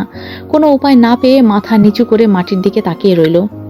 হাসপাতাল থেকে বেরিয়েই নিহান ঘড়ির কাঁটা দেখলো 8:30 বেজে গেছে। অনিমা কি এখনো অফিসে আছে নাকি বাসায় চলে গেছে? মনে হয় বাসাতেই চলে গেছে। 7টায় ছুটি হলে এখন তো কোনো মানে হয় না থাকার। ভেবেই গাড়িতে উঠে বসলো, উদ্দেশ্য বাসায় যাবে। শুনলাম তুমি নাকি স্কুলে বাচ্চাদের সাথে গলা উঁচু করে কথা বলেছ। মাহির টেবিলে বসে বসে ম্যাথ করছিল, কালকেই ওর এক্সাম। মার কথা শুনে হাতে থাকা কলমটা রেখে বলল, হ্যাঁ বলেছি। ওরা আমাকে বাজে কথা বলেছিল আমি নাকি সব সময় তোমার কথায় উঠি বসি। মায়ের বাধ্য ছেলে বলে ভেঙ্গাচ্ছিল। তোমাকে কতবার বলেছি কারোর সাথে উঁচু গলায় কথা বলবে না, সবসময় নিজের পড়া নিয়ে থাকবে। মাহির চেয়ার থেকে উঠে মার দিকে ফিরে বলল, আম্মু তুমি কি বলছো আমি ওদের কথা বসে বসে শুনবো? দরকার হলে তাই করবে।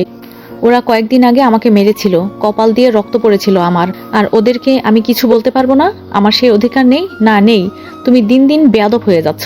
কালকে ওই ছেলেগুলোর সাথে গলা উঁচু করে কথা বলেছ, আর এখন আমার সাথে। মাঝে মাঝে কিছু কাজ সহ্য করা লাগে, না চাইলেও। তোমারও উচিত ওদেরকে সহ্য করা। এখন যদি ওরা তোমাকে আবার মারে তখন কি করবে? সেটা নিয়ে তোমার চিন্তা না করলেও চলবে। আমার কালকে এক্সাম, তুমি গেলে আমি খুশি হব। মাহিরের মা একবার মাহিরের দিকে তাকিয়ে যেতে যেতে বলল, কালকে এক্সাম 100-তে 100 চাই আমি। 1 নম্বর কম পেলে খবর আছে তোমার। বলেই ঘর থেকে বেরিয়ে গেলেন। মাহির সেদিকে তাকিয়ে দীর্ঘশ্বাস ফেলল। নিজেকে মাঝে মাঝে রোবট মনে হয় তার। আম্মু কি না তাকে যারা মেরেছে তাদের কিছু না বলে এসে ওকে শাসিয়ে গেল সামান্য গলা উঁচু করে কথা বলার জন্য। আচ্ছা, অন্যদের মা হলে কি একই কাজ করতো? না, ওরা নিজেরা গিয়ে ওই ছেলেদের শাসিয়ে আসতো। চিন্তা ভাবনা মাথা থেকে ঝেড়ে চেয়ারে বসে পড়ল। সব রাগ ম্যাথের উপর ঝাড়তে লাগলো। পরের দিন ম্যাথ পরীক্ষা শেষে স্কুলের গেটের দিকে হেঁটে যাচ্ছিল। বাসায় যাবে, আম্মুর কারণে একটা ফ্রেন্ডও ওর কপালে জোটেনি। মার ভাষ্য মতো ফ্রেন্ড থাকলে নাকি খারাপ হয়ে যায়, পড়াশোনায় মনোযোগ দেওয়া যায় না। মাথা নিচু করে হাঁটছিল, হঠাৎ সামনে কয়েক জোড়া পা দেখে চমকে গেল মাহির। মাথা না উঁচু করে বুঝতে পারলো কারা তার সামনে দাঁড়িয়ে আছে। বুঝলি, তোর মা কালকে আমাদের কাছে এসেছিল, ক্ষমা চেয়ে গেল তোর জন্য, ক্ষমা চেয়ে গেল তোর বিহেভের জন্য। ভালোই তো, পথ আটকিয়েছিস কেন? আসলে তোকে ভয় না দেখালে ভালো লাগে না। এক কথায় পেটের ভাত হজম হয় না। খুব তো কালকে শাসিয়েছিস। মাহির নিজের রাগটাকে কন্ট্রোল করে বলল, আমার বাসায় তো যেতে হবে, পথ ছাড়। কি করবি বাসায় গিয়ে? পড়াশোনা করবি? তুই তো সারাদিনই পড়াশোনা করিস। মাহির দাঁতে দাঁত চেপে বলল, হ্যাঁ করি তো। তো কি হয়েছে? দেখ, আমার ফিউচার নিয়ে টেনশন আছে, কিন্তু তোদের তাও নাই। আর তোরা যে বলিস আমি আম্মুর বাধ্য সন্তান, মার কথায় নাচি, তার কারণ হলো আমি আম্মুকে সম্মান করি। তোদের মতো না যে রাস্তায় রাস্তায় গুন্ডামি করে বেড়াবো। কথাটা শেষ হতেই গালের সজোরে থাপ্পড় পড়ল মাহিরের। মাহির গালে হাত দিয়ে পাশে তাকাতেই মাকে দেখতে পেল। মা কাঁপছে। সরি বল ওদের। মাহির গালে হাত রেখেই অবাক গলায় বলল, আম্মু শুনতে পাসনি? সরি বল ওদের। দোষ আমার না, দোষ ওদের। ওরা ফার্স্টে এসেই আমাকে কোনো কথা শুনতে আমি চাই না, সরি বল। মাহির সামনে তাকাতেই দেখলো ছেলেগুলো হাসছে। দেখে মনে হচ্ছে অনেক মজা পেয়েছে। সরি বলেই দৌড়ে চলে গেল। মাহিরের মা মাহিরের যাবার দিকে তাকিয়ে বাসায় চলে গেলেন। অনিমা কোচিং ছেড়ে বাসায় আসার পথেই হঠাৎ ঝুম করে বৃষ্টি নামলো। ব্যাগ থেকে ছাতাটা বের করে সামনে হাঁটতেই একটু দূরেই একটা ছেলেকে বেঞ্চে বসে থাকতে দেখলো। এই বৃষ্টির মধ্যে ছেলেটা ভিজছে।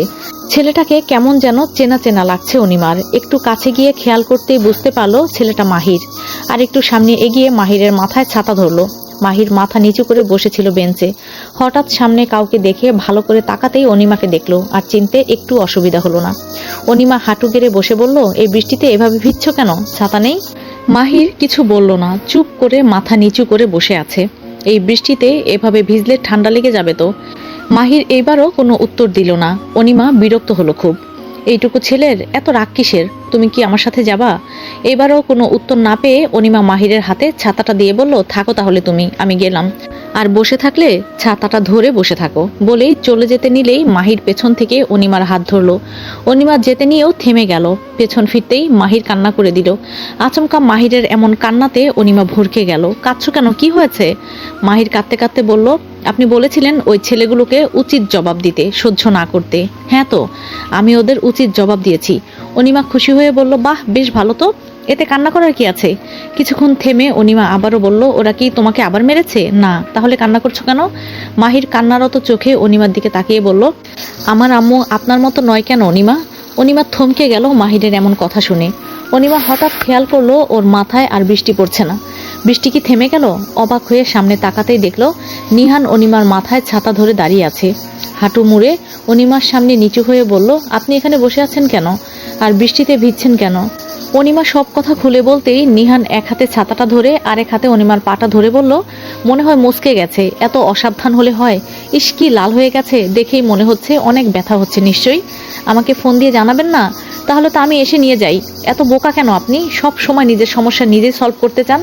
নিহানের কথা শুনে অনিমা মাথা নিচু করে বসে রইল। আসলেই তো, নিহানকে ফোন দিলেই তো পারতো।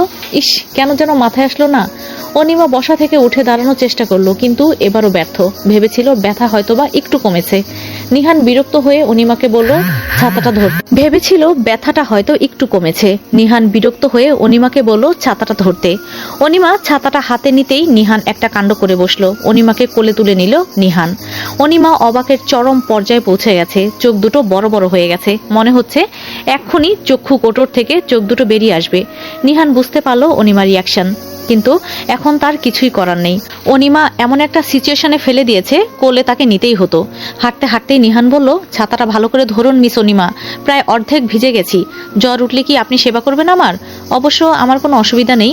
নিহানের কথায় অনিমার হুঁশ আসলো। ছাতাটা দুজনের মাথায় ভালো করে ধরলো। নিহানকে পেছনের দিকে যেতে দেখে অনিমা বলল, কোথায় যাচ্ছেন? বাসা তো সামনের দিকে। বাসায় নিয়ে গেলে আপনার পা নিশ্চয়ই ঠিক হবে না। মানে? হাসপাতালে নিয়ে যাচ্ছি, চেক করে দেখা লাগবে হাড় ভেঙেছে কিনা, কোনো ক্ষতি হয়েছে কিনা। অনিমা অবাক হয়ে বলল, সামান্য পা মস্কানোর জন্য আপনি ডাক্তারের কাছে নিয়ে যাবেন, চেক আপ করাবেন? অবশ্যই, আমি কোনো রিস্ক নিতে যাচ্ছি না। কিন্তু অনিমা কথাটা শেষ করতে পারল না।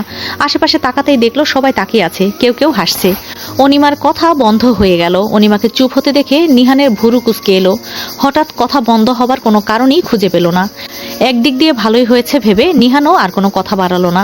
অনিমার সব চেক আপ শেষে ডাক্তার বললেন, পায়ে তেমন কোনো ক্ষতি হয়নি, মেডিসিন দিচ্ছি ব্যথাটা কমার জন্য। আর 2-3 দিনের মধ্যে পা এমনি ভালো হয়ে যাবে, হাঁটতে পারবে আগের মতো। টেনশন করিস না। বাই দ্য ওয়ে, একটা কোয়েশ্চেন আস্ক করি? উনি কি আমাদের ভাবি? নিহান একবার অনিমার দিকে তাকিয়ে চোখ ফিরিয়ে বলল, হয়নি, কয়দিন পর হবে। দাওয়াত দিস কিন্তু। অবশ্যই। যেতে পারি? হ্যাঁ। অনিমাকে সিটে বসিয়ে নিজের ড্রাইভিং সিটে বসে পড়লো। আপনাকে বলেছিলাম তেমন কিছু হয়নি, সামান্য এই বিষয় নিয়ে ডাক্তারের কাছে যাওয়ার দরকার নেই। শুনলেন না তো আমার কথা? নিহান গাড়ি চালাতে চালাতে সামনের দিকে তাকিয়ে বলল, শিওর হয়ে নিলাম, এতে তো কোনো অসুবিধা নেই, তাই না? অনিমা কোনো উত্তর দিল না, সামনের দিকে তাকিয়ে রইল। এই লোককে যত কথাই বলুক না কেন অ্যান্সার দেবেই, সব সময় যেন রেডি থাকে ওনার কাছে। তাই শুধু শুধু কথা বলে এনার্জি লস করার মতো ইচ্ছা অনিমার নাই। বাসার কাছে আসতেই নিহান আবার অনিমাকে কোলে তুলে নিল। সিঁড়ি বেয়ে উঠছিল, হঠাৎ দেখা হলো বাড়িওয়ালা আন্টির সাথে। কি হয়েছে ওর? আর বলবেন না, পা মস্কে ফেলেছে। বলো কি? 2 দিনের মধ্যে ঠিক হয়ে যাবে। আসি। অনিমা লজ্জায় মাথা নিচু করে ফেললো। কেন যে খেয়াল করে হাঁটলো না, তাহলে তো আর এভাবে পা মস্কে নিহানের কোলে উঠে বাসায় আসা লাগতো না। হ্যাঁ অবশ্যই। নিহান যেতেই বাড়িওয়ালি মনে মনে বলল, আহ কি মোহাব্বত। এর মধ্যেই রফিক সাহেব এসে বললেন, কি হলো, এখানে দাঁড়িয়ে আছো কেন? কখন থেকে নিচে দাঁড়িয়ে আছি। নতুন ভাড়াটিয়াদের চেনো? কয়েকদিন আগে যে নতুন দম্পতি উঠলো? হ্যাঁ, কিছুক্ষণ আগেই তো দেখলাম। কেন বলো তো? ওই ছেলের বউয়ের পা মস্কে গেছে তো, সেজন্য বউকে কোলে নিয়ে 5 তলা বেয়ে উঠছে, যাতে বউয়ের কোনো কষ্ট না হয়। আর তুমি? বুড়ো হয়ে গেলাম, একদিনও কোলে নাও নাই। বউয়ের কথা শুনে রফিক মিয়া হাসতে লাগলেন। হাসছো কেন? হাসির কি বলেছি আমি? হাসতে হাসতে বললেন, ওই মেয়ের সাথে নিজের তুলনা করছো? তোমারে কোলে নিলে তো আমি কবেই কোমর ভেঙে বিছানায় পড়ে থাকতাম। ওই মেয়ে তোমার মতো এত মোটা? কি? আমি মোটা? ওই মেয়ে সুন্দর? মেয়ের বডি ফিগারও দেখে ফেলেছো? আরে কথা কই থেকে কই নিয়ে যাচ্ছ? আমি কখন বললাম ওর ফিগার দেখেছি? আমি তো চোখের দেখাতে বললাম ওই মেয়ে তোমার মতো মোটা না। আচ্ছা বাদ দাও, চলো, দেরি হয়ে যাচ্ছে। তোর যাওয়া তুই যা, পারলে চিকুন মেয়ে নিয়ে যা। বলেই সিঁড়ি বেয়ে ওপরে চলে গেল। স্ত্রীর যাবার দিকে রফিক সাহেব হা করে তাকিয়ে রইলেন। কি থেকে কি হলো, সব মাথার উপর দিয়ে গেছে। একটা দীর্ঘশ্বাস ফেলে নিচের টং দোকানে গিয়ে বসলেন। এখন বাসায় গেলে মায়ের একটাও মাটিতে পড়বে না। মাহির টিফিন বক্সটা খুলে ভুরু কুচকে অনিমাকে জিজ্ঞাসা করলো, আপনি আপেলের খোসা ছিলে খান কেন? আপেলের খোসা ভালো লাগে না, কিন্তু খোসায় তো অনেক ভিটামিন আছে, তাই তো? কিন্তু আমার কেন জানি খেলে ঘাস ঘাস চাপাচ্ছে বলে মনে হয়, তাই খাই না। মাহির একটা আপেলের টুকরো মুখে নিয়ে কামড় দিতে হেসে বলল, বাহ, খোসা ছাড়া তো আপেল খেতে ভালোই লাগে। অনিমাও হেসে বলল, এজন্যই খাই। একটা কথা জিজ্ঞেস করব? মাহির মুখে থাকা আপেল চিবুতে চিবুতে বলল, তোমার মা এমন কেন? মানে তোমাকে কয়েকটা ছেলে মারলো, কিন্তু আন্টি কিছুই বললেন না? আম্মু চায় না আমি কোনো ঝামেলায় জড়াই। ও আচ্ছা, আসলে আমার আব্বু একটা বেসরকারি চাকরি করেন, সেজন্য কয়েক মাস পরপরই আব্বুর ট্রান্সফার হওয়া লাগে, যার কারণে এখন পর্যন্ত অনেক শহরেই আমার ঘোরা হয়ে গেছে। এই শহরেও বেশি দিন থাকতে পারবো কিনা জানি না, আর এই অল্প সময়ের মধ্যে কারোর সাথে ঝামেলা করে তো লাভ নেই, তাই আম্মু আমাকে দূরে রাখতে চান। বুঝতে পেরেছি। নিহান বাসায় ঢুকে অনিমাকে খাটে বসালো। সকালেই খাট দিয়ে গেছে। সামনে থাকা চেয়ারে বসলো একটু রেস্ট নেওয়ার জন্য। আচ্ছা, একটা কথা জিজ্ঞেস করব? হ্যাঁ, করুন। আপনি অফিসে যে ফলের টিফিন বক্সটা রেখে গিয়েছিলেন সেখানে আপেল ছিল। হ্যাঁ, তো আপনি আপেল পছন্দ করেন না? হ্যাঁ, করি তো, তবে আপেলগুলো খোসা ছাড়ানো ছিল। আপনি জানলেন কি করে আমি আপেলের খোসা ছিলে খাই? অনিমার কথা শুনে নিহানের শ্বাস বন্ধ হবার উপক্রম। এখন অনিমাকে কি বলবে সে? কি কিছু বলছেন না যে? না, মানে কে যেন ফোন করেছে, আমি একটু রিসিভ করে আসি বলেই চেয়ার থেকে উঠে বাইরে গেল।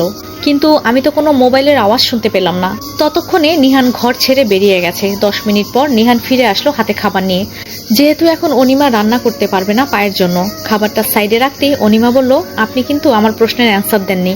কোনটার? আপেলের। আসলে আপেলগুলোর গায়ে অনেক দাগ ছিল, তাই ছিলে দিয়েছি। ও আচ্ছা।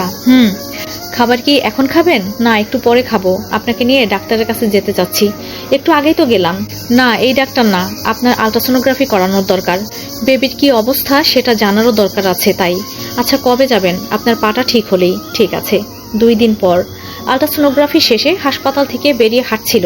নিহান খুশি, বাচ্চা ঠিক আছে শুনে, ঠিকভাবে বেড়ে উঠছে, কোনো অসুবিধা হচ্ছে না শুনে একটা স্বস্তির নিঃশ্বাস ফেললো। কিছু দূর খুশি মনে হাঁটতে হাঁটতে হঠাৎ সামনে তাকাতেই দেখলো অনিমা নিহানের দিকে তাকিয়ে আছে। নিহান খুশি মনে সামনের দিকে তাকিয়ে হাঁটছে। অনিমা কিছু একটা ভেবেচিন্তে বলল, আপনি আমাকে আপনার হসপিটালে নিয়ে যাননি কেন? অনিমার কথা শুনে নিহান ভুরু কুঁচকে বলল, মানে আপনার কথাটা বুঝিনি, একটু ক্লিয়ার করে বলুন। আপনি চাইলে আলট্রাসোনোগ্রাফিটা আপনার হাসপাতালে করাতে পারতেন, তা না করে আপনি অন্য একটা হাসপাতালে কেন নিয়ে এসেছেন? কারণটা জানতে পারি? আপনার কথা ঠিক, আমি চাইলেই আপনাকে আমার হসপিটালে নিয়ে চেক আপ করাতে পারতাম, কিন্তু হাসপাতালের কম বেশি সব ডাক্তারই আমাকে চেনে। ওরা জানে আমি এখনো বিয়ে করিনি, পাত্রী খোঁজা হচ্ছে আমার জন্য। এখন যদি চেক আপের জন্য ওখানে নিয়ে যাই, ওরা তখন প্রশ্ন করবে, আর ওদের প্রশ্নের উত্তর আপনার কাছে নেই, তাই তো? মোটেও না, আমি যে আমার জন্য আপনাকে নিয়ে যাইনি বিষয়টা তা না। আপনাকে ওরা বিভ্রান্তিতে ফেলবে বলেই নিয়ে যায়নি। আমি চাইনি ওরা আপনাকে কোনোভাবেই হ্যারাসমেন্ট করার সুযোগ পাক। নিহানের কথা শুনে অনিমার মন খারাপ হয়ে গেল। লোকটা ওকে নিয়ে এত চিন্তা করে, কিন্তু নিহানকে নিয়ে ও কি না কি ভেবেছিল। খারাপ লাগছে নিজের কাছে। আপনার প্রশ্ন বা কৌতূহল কি আমি ক্লিয়ার করতে পেরেছি? নিহান হেসে সামনের দিকে এগুলো। একটু আগাতেই হঠাৎ সামনে তাকিয়ে এক কাপড়ের দিকে নজর গেল নিহানের। একটু ভালো করে দেখতেই বুঝলো ছেলেটা সোহান। নিহান সাথে সাথে পেছনে তাকালো, দেখলো অনিমা মাথা নিচু করে রাস্তার দিকে তাকিয়ে হাঁটছে। তার মানে অনিমা এখনো সোহানকে দেখেনি, দেখতে দেওয়া যাবে না, মোটেও না ভেবেই অনিমার সামনে গিয়ে দাঁড়ালো। নিহানকে হুট করে সামনে দাঁড়াতে দেখে অনিমার ভুরু কুঁচকে এলো।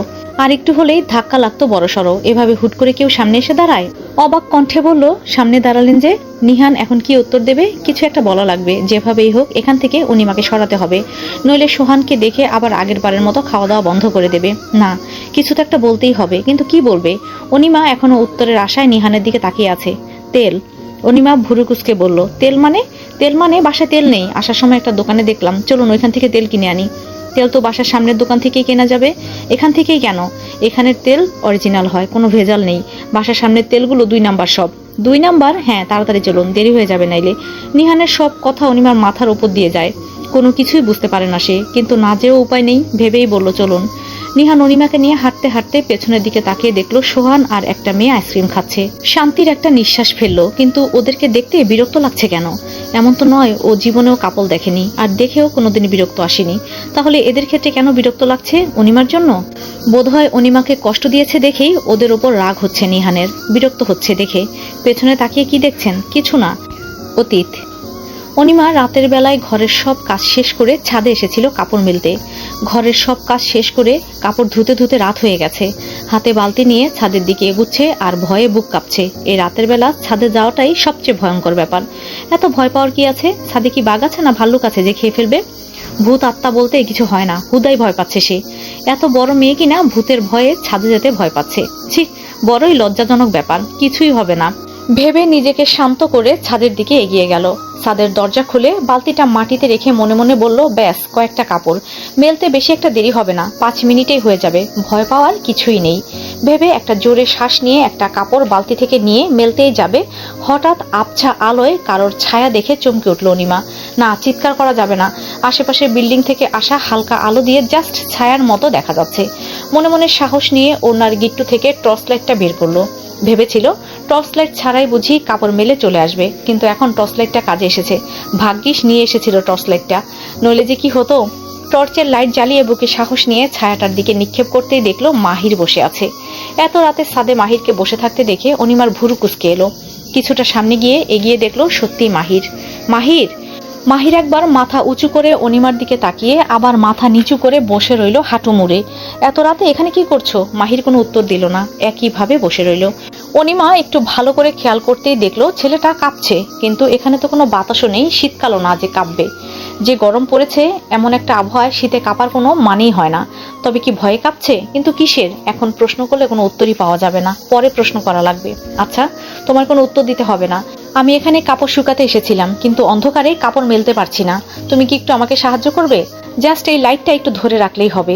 মাহির অনিমার হাত থেকে লাইটটা নিল। অনিমা হেসে বলল, ধন্যবাদ, আমি তাহলে কাপড় মেলছি। বলেই সামনে এগিয়ে গেল, বালতি থেকে পড়ে যাওয়া কাপড়টা ঝেড়ে দড়িতে ঝুলিয়ে দিল। মাহির অনিমার দিকে লাইট তাক করে বসে আছে। অনিমা মাহিরের দিকে তাকিয়ে একটা হাসি দিয়ে আরেকটা কাপড় ঝেড়ে দড়িতে ঝুলিয়ে দিল। মাহির এক দৃষ্টিতে তাকিয়ে আছে অনিমার দিকে, দৃষ্টি ফেরাতে পারছে না। লাইটের আলোয় অনিমার মুখে থাকা হালকা পানির ঝাপটা চিকচিক করছে। মাহিরের শ্বাস বন্ধ হবার উপক্রম। কোনো মতে মাহির মাথাটাকে নিচু করলো, অনিমার থেকে চোখ ফিরিয়ে নিল। একটা শ্বাস নিয়ে আবার সামনে তাকাতেই দেখলো অনিমা একটা চাদর মেলার চেষ্টা করছে, কিন্তু বড় হওয়াতে মেলতে পারছে না। মাহির হাতে থাকা লাইটটা ভালোভাবে সেট করলো যেন দেখা যায়। এগিয়ে গেল অনিমার দিকে। আপনি একা পারবেন না, আমাকে দিন। মাহিরের কথা শুনে অনিমা হেসে বলল, আমি এত বড় মেয়ে হয়ে পারছি না, আর তুমি এইটুকু পিচ্ছি পারবে? আপনি অর্ধেক ধরুন আর আমাকে অর্ধেক দিন, তাহলেই তো হয়ে যায়। অনিমা মাথা নেড়ে মাহিরের হাতে দিল চাদরের 2 কোণা, আর নিজেও নিল চাদরের 2 কোণা। এখন চাদরটা ঝাড়বো, রেডি তুমি? আমি 3 বলার সাথে সাথে ঝাড়বে, ঠিক আছে? মাহির মাথা নাড়লো। অনিমা 3 পর্যন্ত গোনার সাথে সাথে দুইজন চাদরটা ঝাড়লো। চাদরে থাকা পানি দুইজনের মুখে ছিটকে পড়লো। অনিমা হেসে দিল মাহিরের চোখে মুখে পানি পড়ার পর, মুখের এক্সপ্রেশন দেখে। মাহির চোখ মুখ পুরাই খিচে ফেলেছে পানি পড়ায়। অনিমার হাসির শব্দে চোখ মেলে তাকাতে অনিমার হাসি দেখে নিজেও হেসে ফেললো। মাহিরকে হাসতে দেখে অনিমা বলল, দেখেছো, তোমাকে হাসাতে পেরেছি। কাপড় মেলা শেষে ছাদ থেকে নিচে নেমে বাসার সামনে গিয়ে মাহিরকে টাটা দিতে যাবে, এমন সময় মাহিরের বাসার ভেতর থেকে ভাঙচুরের আওয়াজ শুনে মাহিরের দিকে তাকাতেই দেখলো মাহির আবারও ভয়ে কাঁপছে। বাসার ভেতর থেকে মাহিরের বাবা মার ঝগড়ার আওয়াজ ভেসে আসছে। অনিমার বুঝতে বাকি রইল না মাহিরের ছাদে যাবার কারণ। মাহিরকে এখান থেকে নিয়ে যেতে হবে। মাহিরকে ভয়ে কাঁপতে দেখে অনিমা মাহিরের কাছে গিয়ে মাথায় হাত বুলিয়ে বলল, চলো তোমাকে ট্রিট দেই, যেহেতু তুমি আজকে আমাকে সাহায্য করেছো। আমার ট্রিট লাগবে না, কোনো কথা শুনবো না। দোকান থেকে 2টা আইসক্রিম কিনে একটা আইসক্রিম মাহিরের হাতে ধরিয়ে দিল। দুজন মিলে সামনে থাকা একটা বেঞ্চে বসে পড়লো। মাহিম আইসক্রিমে এক কামড় দিয়ে অবাক হয়ে বলল, বাহ, আইসক্রিমটা তো মজা, আমার ফেভারিট। এর আগে এই আইসক্রিম খাওনি? না। তাহলে কি আইসক্রিম খেতে? আমি এর আগে কোনোদিন আইসক্রিমই খাইনি। অনিমা অবাক হয়ে বলল, কোনোদিন না, আজকেই ফার্স্ট। হ্যাঁ, কেন? আমার আম্মু কোনোদিন কিনে দেয়নি। আম্মু বলেছে আইসক্রিম খেলে নাকি ঠান্ডা লাগে, তাই খাইনি। মাহিরের কথা শুনে অনিমার মন খারাপ হয়ে গেল। এরপর থেকে যখনই আইসক্রিম খেতে মন চাবে আমাকে বলবে, কেমন? আচ্ছা, একটা কথা বলবো? আমাকে আপনার একটা ছবি দিবেন? কেন? বলেছিলাম না এই শহর থেকে কখন যেন চলে যেতে হয়, তাই ভবিষ্যতে যদি কাজে লাগে। আচ্ছা, পরে ভেবে দেখবো দেওয়া যায় কিনা। এখন আইসক্রিম গলে যাবে, খাও। বর্তমান। নিহান বিল পে করবার জন্য পকেট থেকে মানিব্যাগ বের করে টাকাটা দিতেই যাবে, হঠাৎ মানিব্যাগটা নিচে পড়ে গেল। নিহান ব্যাগটা তুলতেই যাবে, নিহানকে বাধা দিয়ে অনিমা বলল, আমি তুলছি। নিচু হয়ে হাঁটু মুড়ে ব্যাগটা হাতে নিতেই ব্যাগের সামনের পকেটে নিজের ছবি দেখে অবাক হয়ে গেল। ছবিটা এখনকার না, অনেক আগের। ছোটবেলায় 10ম শ্রেণীতে পড়াকালীন। নিহান অনিমাকে ছবির দিকে তাকিয়ে থাকতে দেখে ছো মেরে ব্যাগটা নিয়ে নিল। হঠাৎ এমনভাবে নিয়ে যাওয়ার জন্য অনিমা উপরে তাকালো। নিহান ব্যাগ থেকে কার্ড বের করে বিল পে করেছে। উঠে দাঁড়িয়ে রইল। বিল পে করা শেষে পেছনে ফিরতেই অনিমাকে দেখে বলল, চলুন। অনিমাও বাধ্য মেয়ের মতো দোকান থেকে বেরিয়ে গেল। নিহানের ভুরু কুঁচকে এলো অনিমার বিহেভিয়ার দেখে। ওর প্রশ্ন করার কথা ছিল, করলো না কেন? মনে হয় গাড়িতে গিয়েই বলবে। দোকান থেকে বেরিয়ে গাড়ির কাছে গিয়ে দরজার লক খুলতেই অনিমা সিটে বসে পড়ল। নিহানও তেলের বোতল গাড়ির পেছনে রেখে সামনে এসে বসলো। আপনার মানিব্যাগে আমার ছবি আসলো কিভাবে? যা ভেবেছিল তাই হয়েছে। গাড়িতে এসে জিজ্ঞাসা করেছে। জিহ্বা দিয়ে ঠোঁটটাকে ভিজিয়ে বলল, আমি চাই আপনি নিজে সেটা খুঁজে বের করেন। মানে? আমি কি করে জানবো ছবিটা? বললাম তো, আপনি জানেন ছবিটা কি করে আমার কাছে আছে। আমি চাই আপনি মনে করেন ছবিটা কেন আমার কাছে আছে, কি করে আসলো, কে দিয়েছে, এই সম্পূর্ণ বিষয়টা আপনি খুঁজে বের করবেন। নিহান আর কিছু বলে না, গাড়ি চালানো শুরু করলো। অনিমা অবাক হয়ে নিহানের দিকে তাকিয়ে আছে। সব কথাগুলো ওর এলোমেলো লাগছে। ও কি করে জানবে ওর ছবি নিহানের কাছে কেন? ও কি কাউকে কোনোদিন ছবি দিয়েছিল? কিন্তু কবে? মনে করতে পারছে না কেন? হুট করে মাথা চেপে বসলো অনিমা।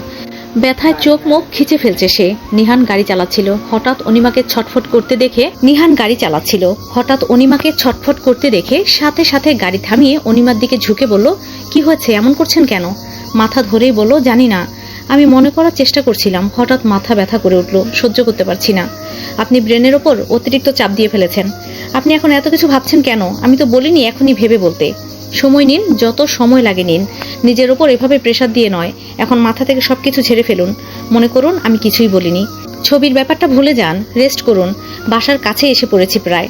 কথাটা শেষ করতে না করতেই গাড়ির কাছে নকের শব্দে নিহান অনিমার থেকে সরে এসে কাজ খুলতেই একটা লোক বলল, কি ভাই, রাস্তার মাঝখানে এভাবে গাড়ি থামিয়ে রাখার মানে কি? পুরো রাস্তা আপনার জন্য জ্যাম হয়ে আছে। নিহান পেছনের দিকে তাকিয়ে দেখলো আসলেই পুরো রাস্তা একটার পর একটা গাড়ি লেগেই আছে লাইন হয়ে। দুঃখিত, আসলে এভাবে জ্যাম লেগে যাবে বুঝতে পারিনি। যত সব আজাইরা পাবলিক। বিড়বিড় করতে করতে চলে গেল। নিহান একটা দীর্ঘশ্বাস ফেলে গাড়ি চালানো শুরু করলো। বাসার কাছে আসতেই গাড়ি থেকে